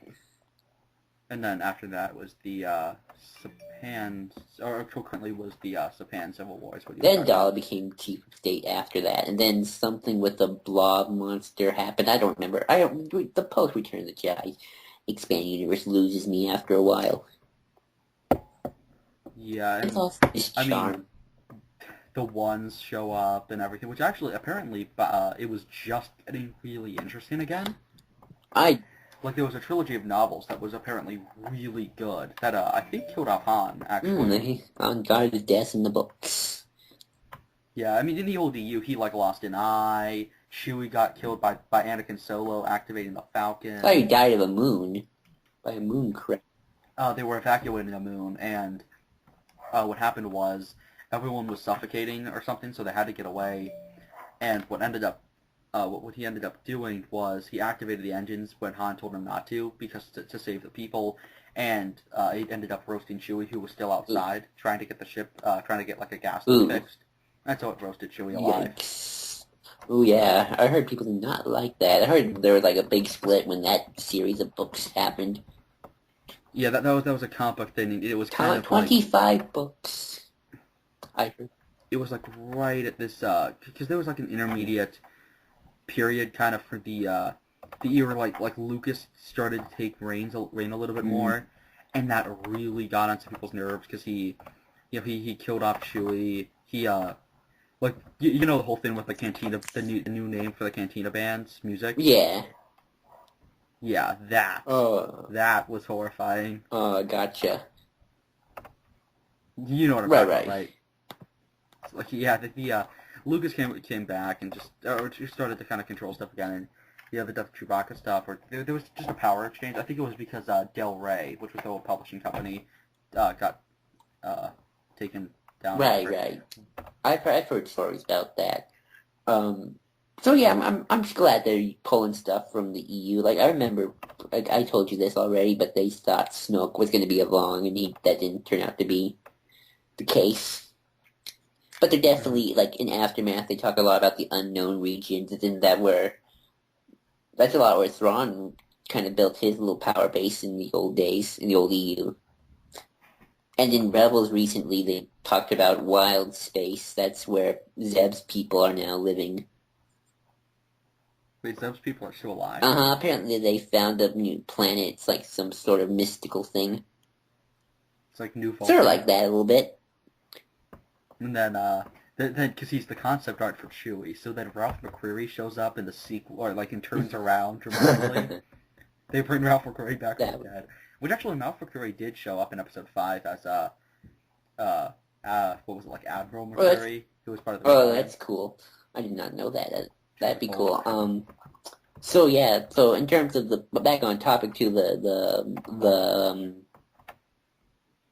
the anthology films, I think something they're gonna do is after Episode 8, they're gonna do the whole origin of the Jedi thing.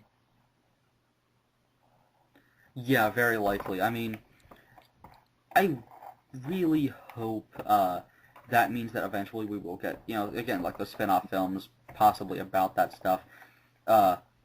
I think we will. I think it all in a matter of time. They want to. I think Episode 8, since it's most like going to focus on the origins of the Force and stuff. That's when we'll after that, and since the Han Solo film is it after Episode 8 the Han Solo film? Yes, it's the year so after that. I could see Han Solo Episode 9, either the Boba Fett film or the origins of the Force. And Solo film, or Old Republic. I'm just gonna call it Old Republic. I think if we're doing a Republic film, that might take place after the new trilogy ends.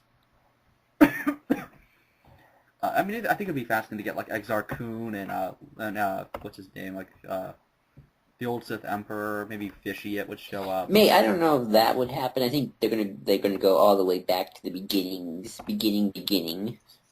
So like Ludo Crash. Maybe even farther, like the first Jedi and the first Sith. but I want to see Little Crescent Pack. It looks so cool. That is cool. But yeah, I could see.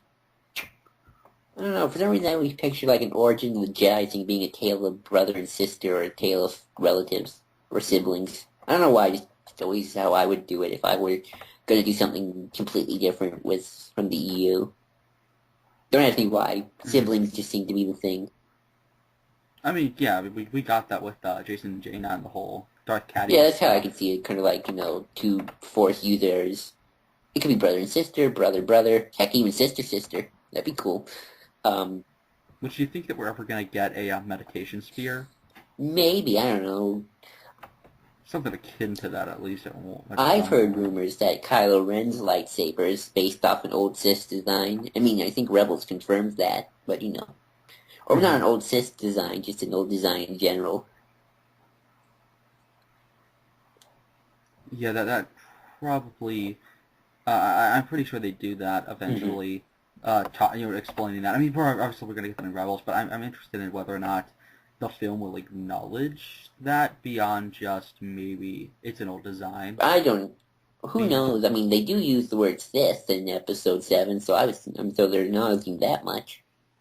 They don't ever use the word Sith in the old trilogy, do they? No, they were just... When was the word Sith even introduced? I want to say it's the prequels, but I could be wrong. I know...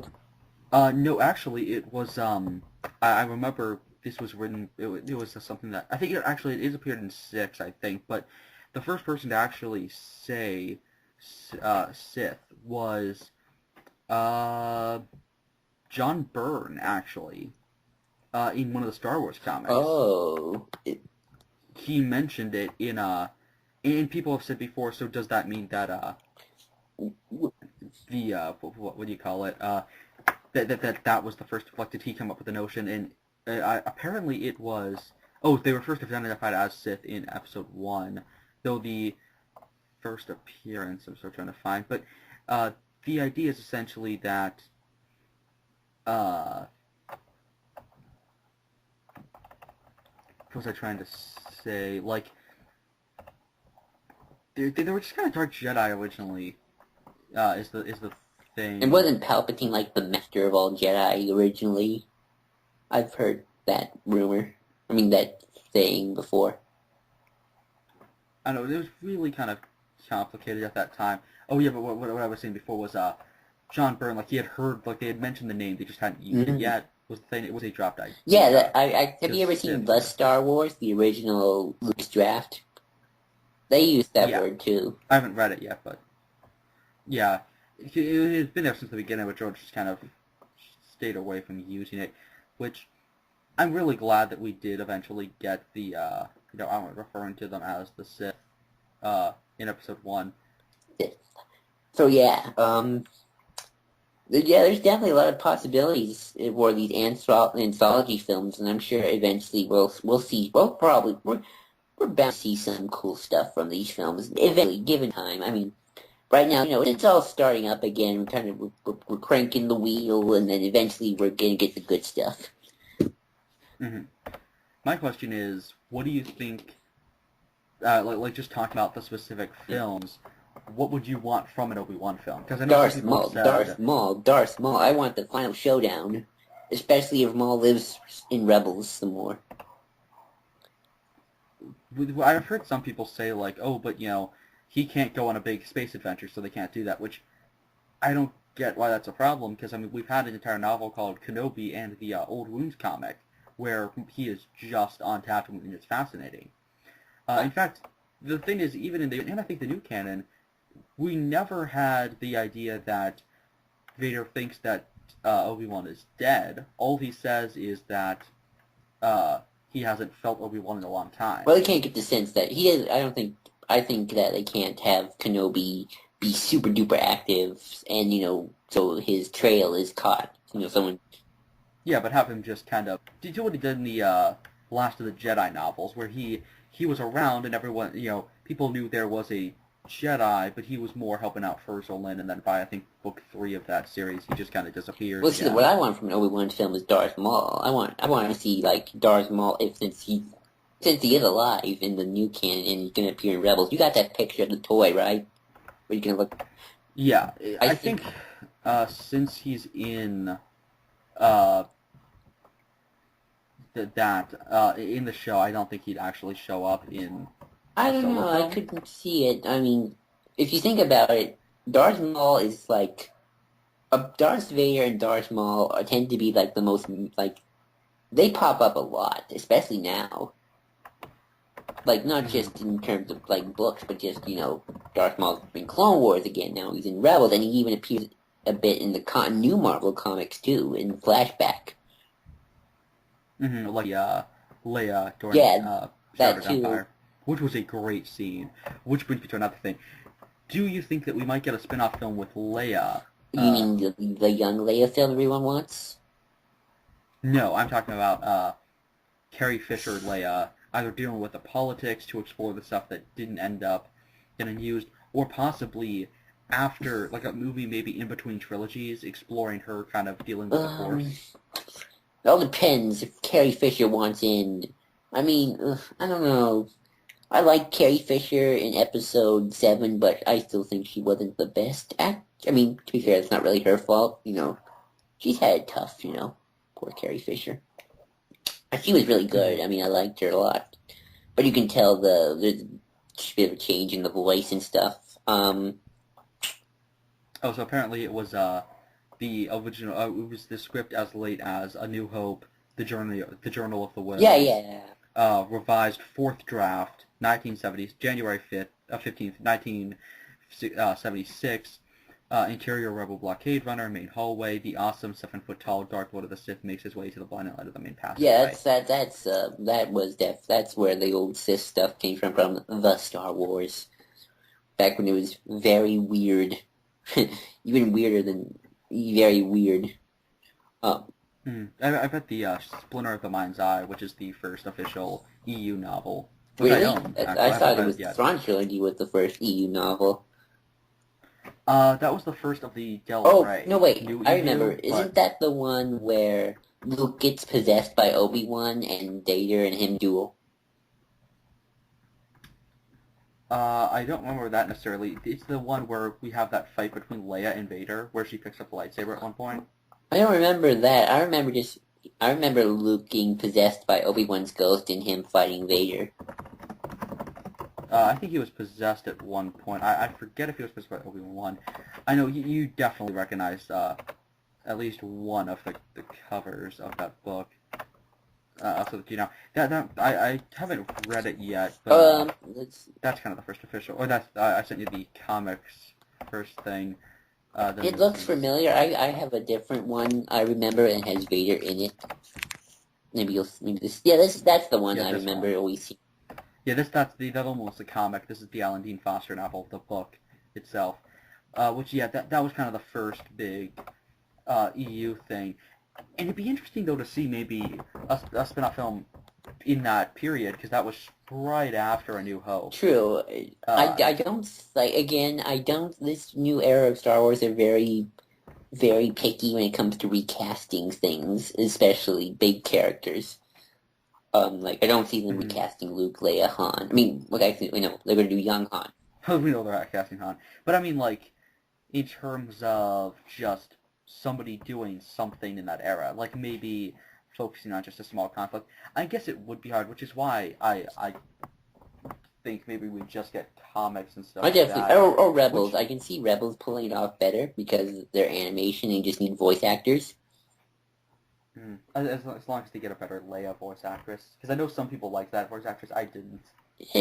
Fine. I didn't think anything of it at the time. I could see the Vader spin-off movie happening. I doubt that would happen. You can get away with it. You just need James Earl Jones, and you just need a Vader suit, and then you just need to have Vader kill people, and you'll can make money. Some money. I guess it depends on what you put in the timeline. I mean, I really want a Jedi Purge film, and I think we might legitimately get that. I mean, maybe the Obi-Wan film could become, or maybe spin off into a Purge film that's like there are still clones and they're wearing the clone armor, and maybe by the end of the film we end on Vader, the 501st becoming Vader's fifth. Maybe. Do you think we'll get a Darth Maul origin film or something of that sort? No, probably not. Especially because a lot of that was that's especially confusing at this point, even in the new canon, just because the Dathomirian stuff. I think you could probably work it out. Just, use the Dathomirian stuff and just, make that the definitive origin. Again, I guess, I don't know if some people love the Night Sisters. Some people don't. I don't know if that would be too much of a risk. I know they would probably do a comic, since, the old Darth Maul comics got written out of continuity, and so do the novels and the short stories and stuff like that. I'd be interested in a film set during the Golden Age of the Republic, just about a random Jedi who, maybe 100 years before Phantom Menace, and it's just some conflict, and we get to see or maybe even when Dooku was an apprentice. I was talking before about wanting a Dooku training Qui-Gon spin-off film. Yeah. I think it'd be cool to get something. It's not even about them. Who would play young Count Dooku, if you got that? Who would play young Count Dooku, though? I want Benedict Cumberbatch, to be honest. Everyone called him the young Christopher Lee anyway. I don't know, maybe, wonder who would play young Liam Neeson as well. Well, this might be a bit of a track off from comic. This is going to be a comic, even though I would love to see a movie of this too. But I think they'll probably do it more of a comic. I want to see a Palpatine miniseries, just have the Emperor go on a little adventure, use his Force lightning, massacre some people. What did the Emperor do as an adventurer? Probably nothing in this, especially in this new canon, because the Tarkin novel, I really like what the Tarkin novel does, where he doesn't leave the shrine under the Jedi Temple. He doesn't leave it ever. He's just sitting there the whole time, and he'll occasionally get out of there. He's just, I've taken over the galaxy. First step, get more power. I'm in charge. Yeah, but I want to see them find a way, maybe just one little adventure, find a way for him to get off the shrine. It just doesn't have to be this massive, big plot thing. Just a day in the life of the Emperor. Kind of. Yeah, that'd be cool. It'd be interesting to see. Did you ever play Empire at War? How much of Empire at War have you played? I could never get past the thing where you have to use Y-wings to use ion bombs on the. What about the Empire campaign? Oh, I've never played the Empire campaign yet. Because there's a mission where you just have the Emperor and you go to Bothui, and he's just the Emperor, in Bothui killing people because they betrayed the Alliance or something. And it's just him going... Oh, the many Bothans died to deliver us. No, that's before then. But, yeah, it's pretty much him in Bothui and just destroy things. Maybe we're going to get a spin-off film called Bothan 1 that's all about the Bothans that stole... When will we... I wonder if we'll ever see Bothans in the new canon. Yeah, did they ever show up in... They didn't show up in Episode 7, if that's what you're asking. I'm talking about just at all in the new canon. I just looked up canon. Many Bothans died to the discrimination. Oh, apparently there's a sketch of a Bothan by Sabine Wren. And they are in Heir to the Jedi, mentioned only. Star Wars Annual #1, mentioned only. Twilight Company, mentioned only. Return of the Jedi, first mentioned. Return of the Jedi, Beware the Power of the Dark Side, mentioned only. Oh, I know a great spin-off, and I already know the title of what you can call it. Okay, this is my spin-off, and I already got the title. And Star Wars Anthology, Admiral Akbar. It's a trap. That would be awesome. And in fact... he was already involved in the Clone Wars and stuff like that. You could do, the Akbar as a young man trying to deal with the Empire and get the guts to, fight it thing. That would be interesting. That helps your alien problem. Make Admiral Akbar one of the most beloved Star Wars characters ever. They brought him back in Episode 7, so obviously they know about him a lot. Yeah, maybe we'll get 9 Numb and stuff like that.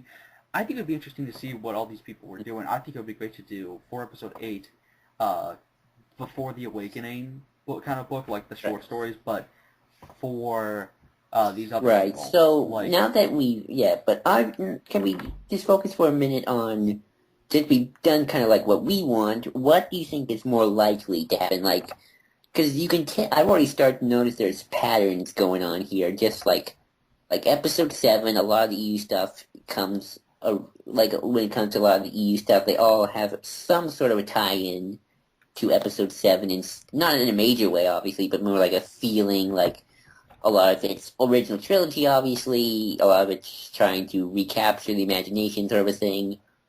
And now that episode 7 is done, they're transitioning to a new era of things. They're going to start expanding more on the old Republic, on the New Republic stuff. So what most likely do you think they're going to focus on? Like, what do you think? You know what I'm saying? Kind of like what Marvel does with their Phase 1, Phase 2 sort of thing?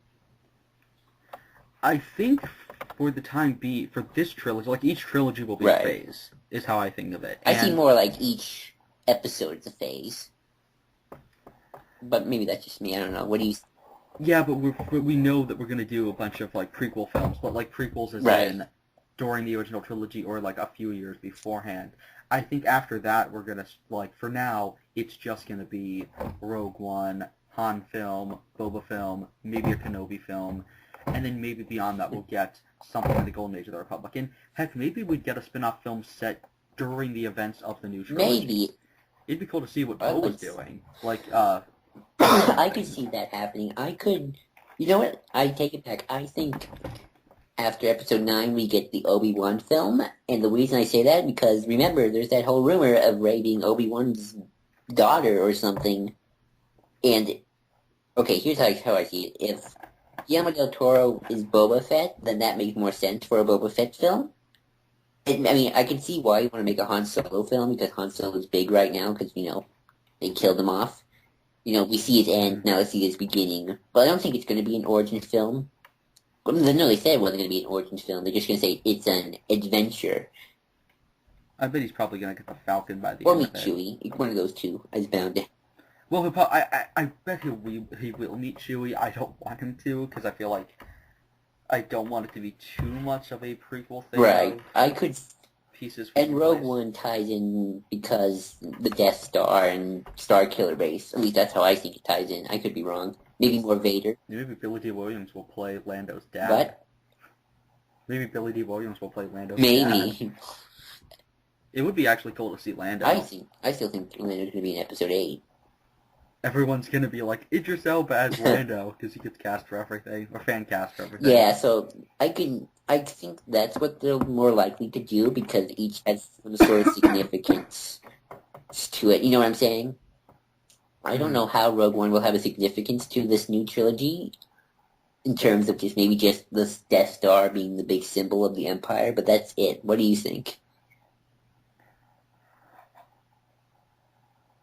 You mean like Rogue One to the current trilogy that's going on? Like right how it not necessarily ties in, but more like what's the symbolism? I think just thematically, you're talking about, how legendary the Death Star and how legendary the Rebels were, and so now you're going to see kind of the untold tale sort of thing, like the people who weren't remember. Right. Almost like the ending of that big arc that I was talking about, because the final panels that are just this guy who helped him out, who was an Imperial, who turned out to actually be a Rebel spy the whole time, who was trying to help him, and I love how, Biggs beat the living crap out of him, tried to shoot him in the face, and then, a few days later finds out that the guy is actually on his side and was, trying to recruit him for the rebellion, right. And he was like, oh, sorry about that. He was like, well, we know that there's somebody who's gonna, who's a mole who's gonna get us to the rebellion. You found out, shoot him! It's like, no, I was the mole who was helping you. Right. But it ends with that guy missed out the big fight, the Battle of Yavin, because he was injured and Biggs had gotten him the cure to his infection, but Biggs obviously right. dies and everything. So then it ends with just everyone's Luke's getting his medal, Wedge is nowhere to be seen, probably crying in the corner for no. My opinion is Wedge is probably out destroying Star Destroyers and stuff like that, and then this guy is just kind of mourning Biggs, and it's this really sad panel, all the guy and Biggs' love interest, they're just sitting there looking at all the hologram kind of memorials for everyone who died, Jack and everyone, and he's saying, thanks, Biggs. It's kind of that would be how it will be, where the unrecognized kind of the people who never got their statues and So stuff yeah, like that. that's how I can definitely see these anthology films going until maybe after the new trilogy, and then maybe afterwards we'll see more if my prediction comes true in episode 8 and 9 focus on the Force and the origins of the Jedi and the dark side or the Sith or whatever, whatever organizations there were at the time. The Force, Maybe we'll explore the Old finally Republic. where the Force went. Or the Old Republic, the who were the first Force users kind of a thing. And then, who knows where we'll go from there. I mean, you already see right now them trickling to other eras again. I don't know how that's, and, Rebels, that Darth Maul final 2 episodes definitely had a lot of Old Republic iconography to it. They have holocrons. This holocron, because they're triangular and red. Oh yeah, those. Yeah, and of course then the rebels doing the whole thing with the Jedi holocrons pissed me off. Where they? Because Kanan uses a Jedi holocron as a like the message from Obi-Wan is on a Jedi holocron, which isn't how a Jedi holocron works. Because you don't send messages through a Jedi holocron. It's specifically like the message is recorded by the holocron itself. It's a very specialized thing. It can only be opened by not just a Force user, but like, I don't know, it just kind of destroyed that mystery of it. But it'd be nice to see, the history of the holocrons and the Jedi Order. Well, there are already holocrons in canon. I mean, Clone Wars had holocron heist or something. Yeah, but I mean, like like Jedi and Sith artifacts. Because obviously we're doing that right now. Maybe we will get a film all about that stuff. I mean, if Snoke turns out to be an ancient Sith Lord, like not Plagueis, but like either his own character. I mean, there's a possibility Snoke can still be his own thing. I know we all like to think he might be somebody else, but who knows? He might be just his own thing. A Sith Lord from the ancient times. Or just a dark side user. Because to be fair, you don't know if he's a Sith. He never says he is. Yeah, I mean, it's very possible that whatever he is, like, if he did get awoken from some tomb by Ren, or if Ren like used some sort of item and that awakens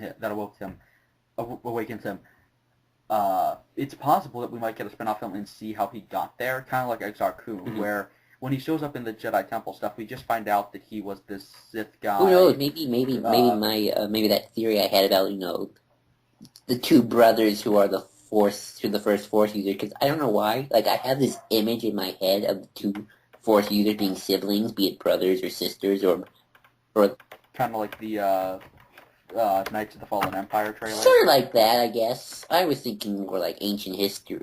I think there's like I don't know why I think there's like a myth like that kind of a thing, but you're probably thinking of Star Wars Tales with the brothers. No. I mean actual myth, like biblical. Well, Star Wars Tales was all about like myths and stuff like that. But yeah, sort of like Falling Empire kind of thing, where you have the two brothers, and then maybe one of them falls to the dark side, and then that would be Snoke, because then you'd see him get that big scar on his face, and then I mean, of course, we have the beginning of everything. I think everything began on Typhon. If EU at least. Yeah, and of course, I still say that this planet could easily, be Typhon. It could be. I mean, who knows if they're gonna go directly with the names. It's Typhon in spirit, definitely. If that's the first Jedi temple. Have we gotten the name? No, we never did get the name. It's kind of like how we never got the name of where the rebel base actually was. Right. Oh, something I did like about the first Jedi temple. It looks very more temple-ish. And that could be, again, my theory of them retconning, or at least saying that the Jedi of old were very different from the Jedi of the prequels. Like, you can just tell by their temples. The first Jedi temple is a temple, stone, wood, that sort of thing, while the Jedi temple on Coruscant is metal and modern. And it's also very big and sturdy and bombastic, which, of course, I love the Jedi temple. Oh, I like it, too. It is one of the coolest places, which is something that I want to see. I want to see what happened to Coruscant, because we now know that Palpatine, just retrofitted that temple. Right.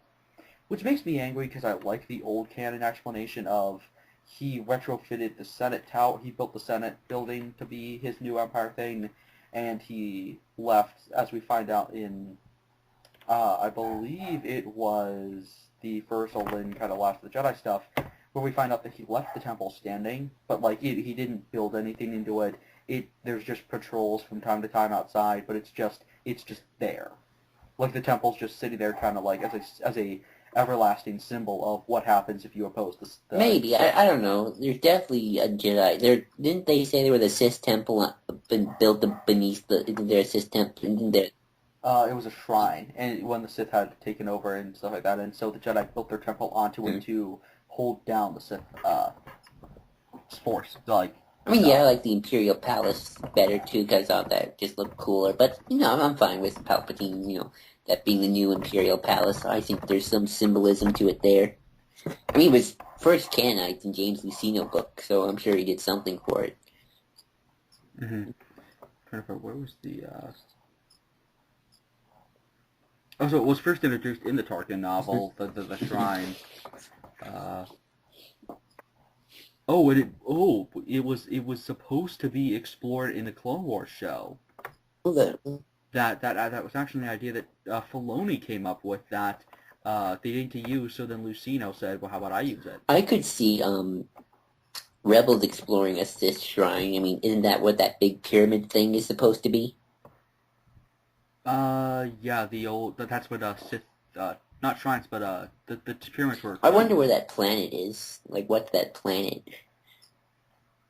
Maybe we'll find out if it's Moraband. I think Moraband could pop up in Episode 8. I don't know. Maybe that's where Snoke is. I'm still thinking Snoke is on. What was my theory? I was thinking maybe he was on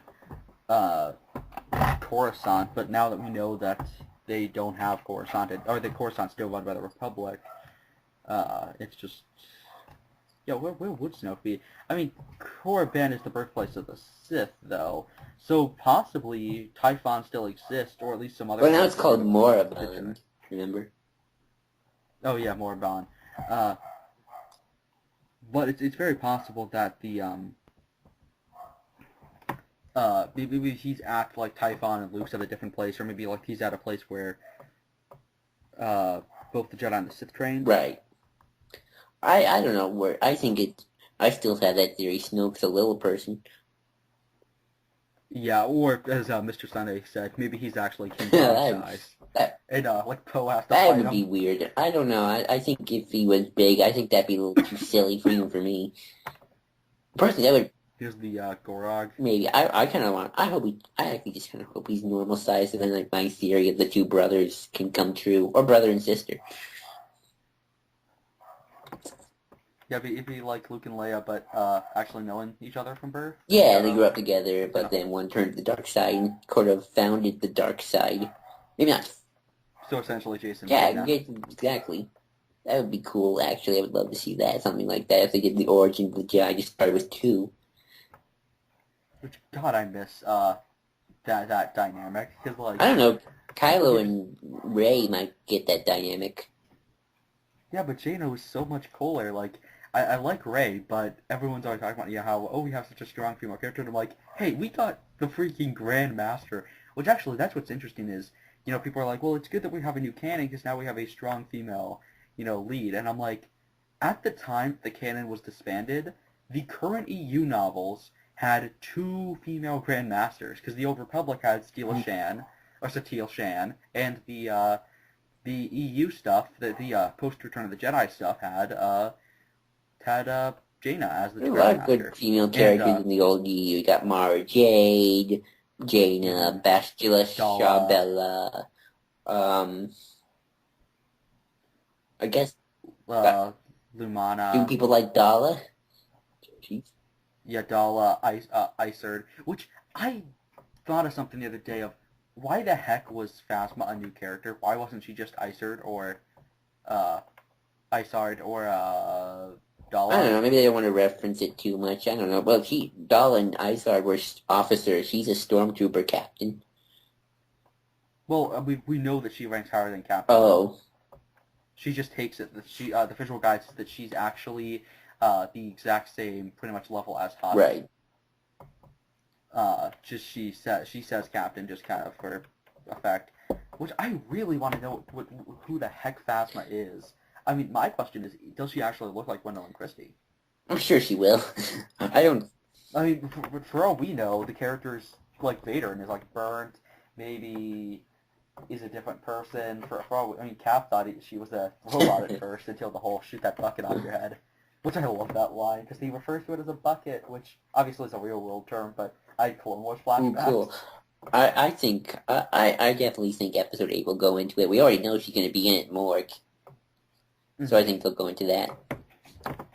Yeah, Phasma brings a new meaning to the term. I can't wait to see what... I'm kind of glad Hux is alive. He seems like an interesting character. Just how... I'm glad Poe's alive, because he was supposed to die. Oh, yeah, that too. I can't wait for that Poe comic. That's just going to be so awesome to see. About, what, 2 months out? April. Yeah, April. And New Republic Bloodlines. Those are the two I can't wait to see. Yeah, I think there's going to be a lot of New Republic stuff, I guess, that month. Oh, yeah. Oh, that's June, I think. And I'm willing to give Aftermath another chance. I want to see who that mysterious admiral was. Because the third Aftermath book is called Empire's End. I want to see what that's all about. What's the second one? Life Debt. I think it's about Han going single. Oh, that. What's sad to me is so many novels that just came out. I know, like, are canon. Like, remember Smuggler's Gambit? That's canon. That's canon? Yeah. Wasn't it? Oh. Wasn't it? Because I know that was, wasn't that, like, read aloud by somebody? I forget what it was, but, like, the audiobook was really cool. Gambit. Because I remember reading the first chapter. Let me see. Oh, wait, maybe not. Because I think it was, like, right before the change. Because I remember hearing, I think somebody was, like, reading an excerpt of it at a time. Oh, yeah, that's not it. I was thinking of the other Han Solo young adult novel. Mm-hmm. But, yeah, with the, anthology films. Yeah, with the anthology films and all these spin-off things, well, actually, that might be why they didn't call them anthology films, is because it's more of a wait-and-see sort of thing. You know, they might have been like, oh, we're definitely going to do this, but maybe we'll call it anthology just to be safe in case this, you know, falls apart. I don't know. I could see some of these anthology films being series within series. I mean, series within series. Mm-hmm.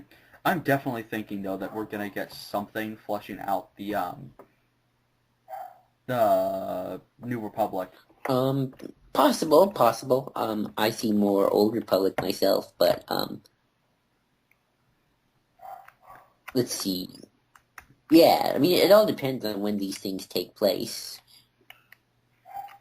And we should probably talk about the other big thing that's kind of connected to this, which is the Netflix series. Oh, right. I thought they were putting a halt to that for now. They're definitely still doing them, I think. They're just postponing, which I think they already... I think that's going to be... I mean, my big thing is, if Boba Fett... If the Boba film doesn't... Or, sorry, if Boba in Rogue One is really popular, if people really like that, then it's possible that they might not do the spin-off film and instead give him a Netflix series. It's possible. Hey, here's something I've heard people talk about that wanted to get your intake on, budget. Because, you know, TVs and live action is one thing, but doing it from movie to TV, we've seen what Agents of S.H.I.E.L.D. had that problem. And Daredevil. I thought that show looked pretty good. Yeah, Daredevil looks fine, but that's because...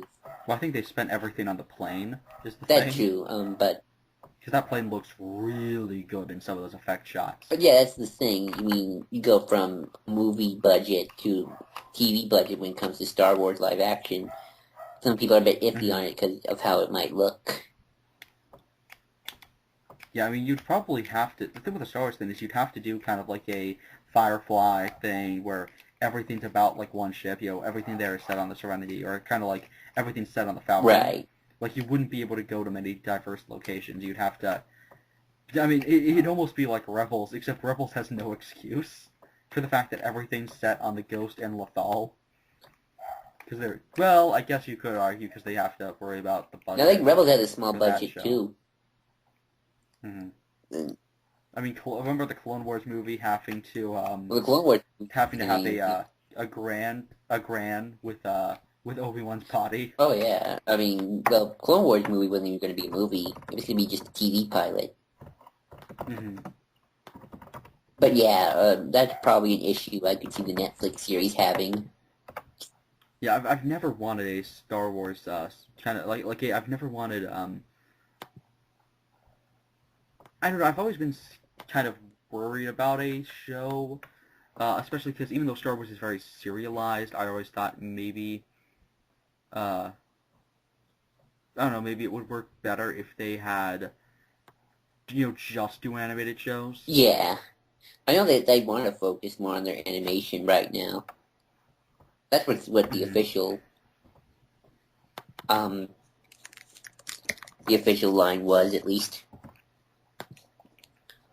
I mean, I could see a Netflix show working in some capacity. You just have to find a very creative way to do it. Mm-hmm. I don't know how, but I think it would. I still think Star Wars Underworld could happen. At this point, I mean, don't forget, Underworld was revealed at the exact same con that at this exact same Star Wars Celebration where we revealed, or where they unveiled Clone Wars for the first time. Oh, that's true. I'm saying it's the same thing with Ant-Man. Like they when they marketed Iron Man, they also marketed Ant-Man. Well, we got Ant-Man eventually, so yeah, it might just take a while. Though they could get kind of the main person leaves thing. But yeah, that definitely could be an issue when it comes to a Netflix series. Or I think they're probably just going to stick with animation. But do you think they'll bring back video games as a canon thing? Yeah, probably. I mean, is the new the new Battlefront has no story to be canon. Well, yeah. To be canonical. I've been hearing rumors of, I mean, I know 1313 is like every day. It's like they're doing it, they're not doing it. On, off, on, off.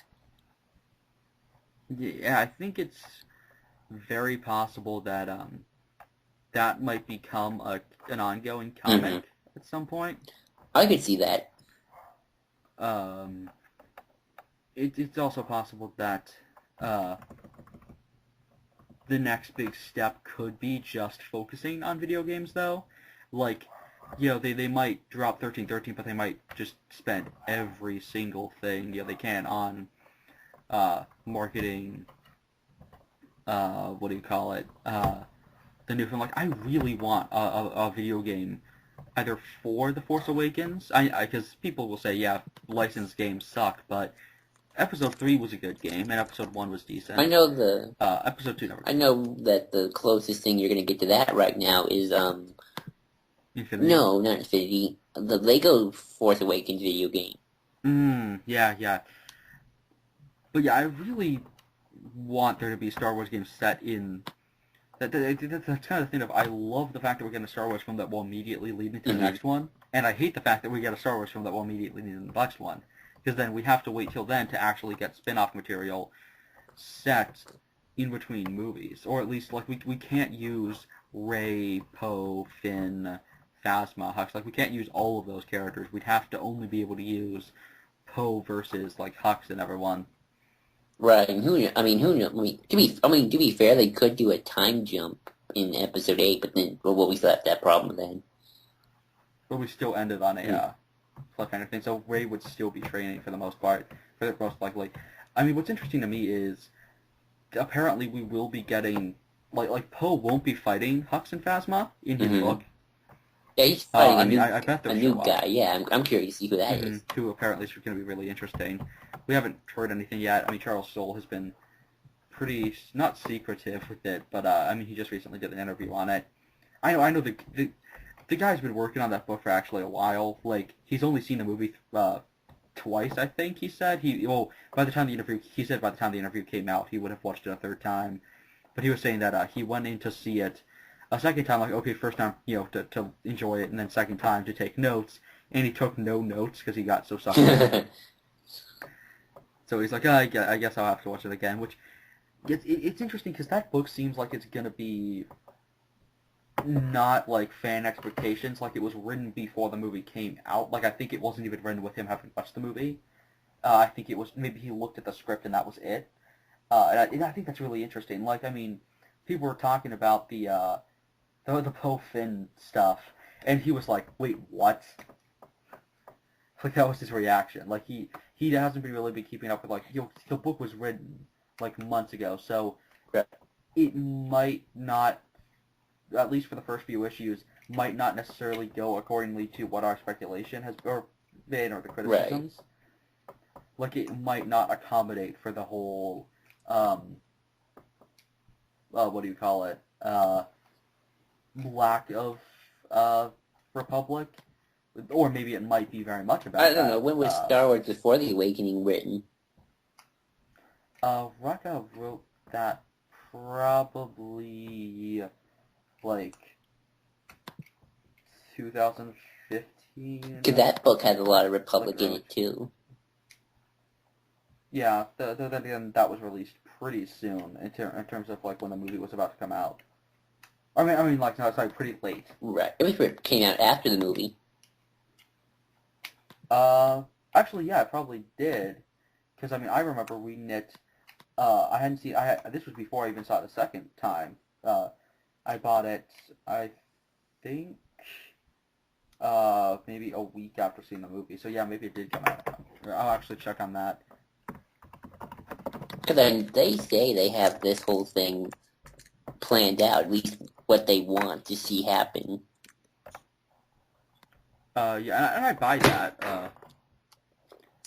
definitely, because as of so far, it was December 18th, 2015, so it was the day after.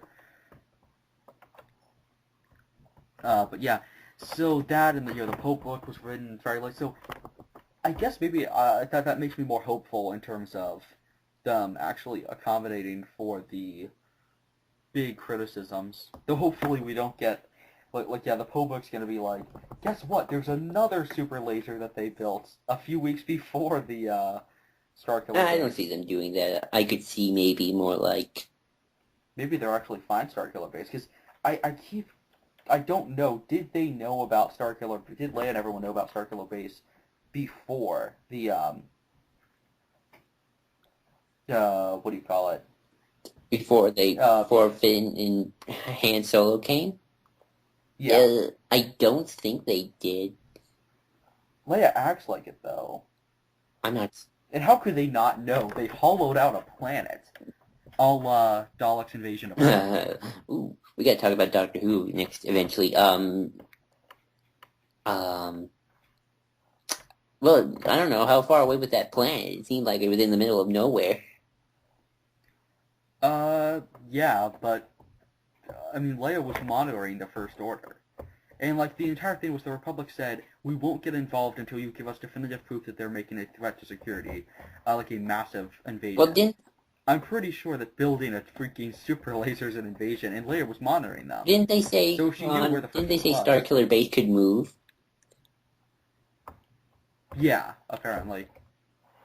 But how would she not be able to see all those ships heading towards different locations? Like, eventually you'd get some information. I mean, maybe they did. Hold on, I need to look up the opening crawl. They never said anything about Starkiller Base in the opening crawl.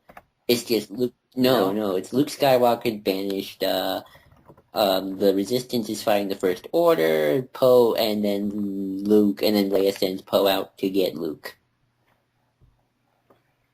Yeah, it's just the dark might of the enemy. These brave heroes may yet awaken. Haha. The skill and strength needed to forge a new future. The Alliance has restored peace to the presumed... He's presumed dead? Was that... He's just missing. Oh, no. I was looking at a fan-made one from before the film came out. Oh, oops. Because when people still thought Jakku was Tatooine, which Jakku should have been Tatooine, to be honest. Uh,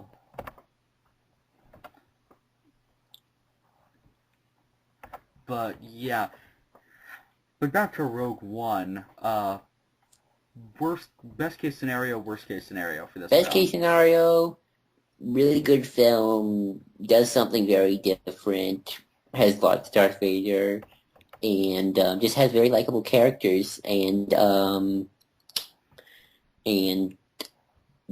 just does something exciting and new. Worst case scenario, looks nice, but there's not much of a story to it. For me, best case scenario would probably be fits kind of perfectly, has a lot of references that feel natural instead of kind of like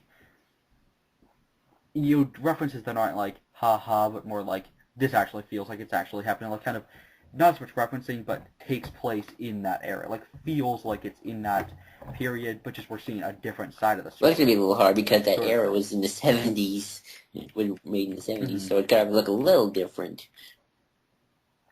But just in terms of the worlds and stuff like that, and how Hmm. that the tone, uh, well, the tone would be different, is what's interesting, and I kind of want to see that. And best case scenario is these characters are just an espionage thing, and that the actual Rogue Squadron is around, because I do want to see a nice like lead in, like not just they get the plans, but like I want to see like just a very well put together kind of, this is the almost like unofficial prologue to, well, actually I guess official prologue to A New I'm Hope. curious to see how, when this movie comes out, how this will affect people's view of A New Hope, because Mm-hmm. this is like the prequel to A New Hope.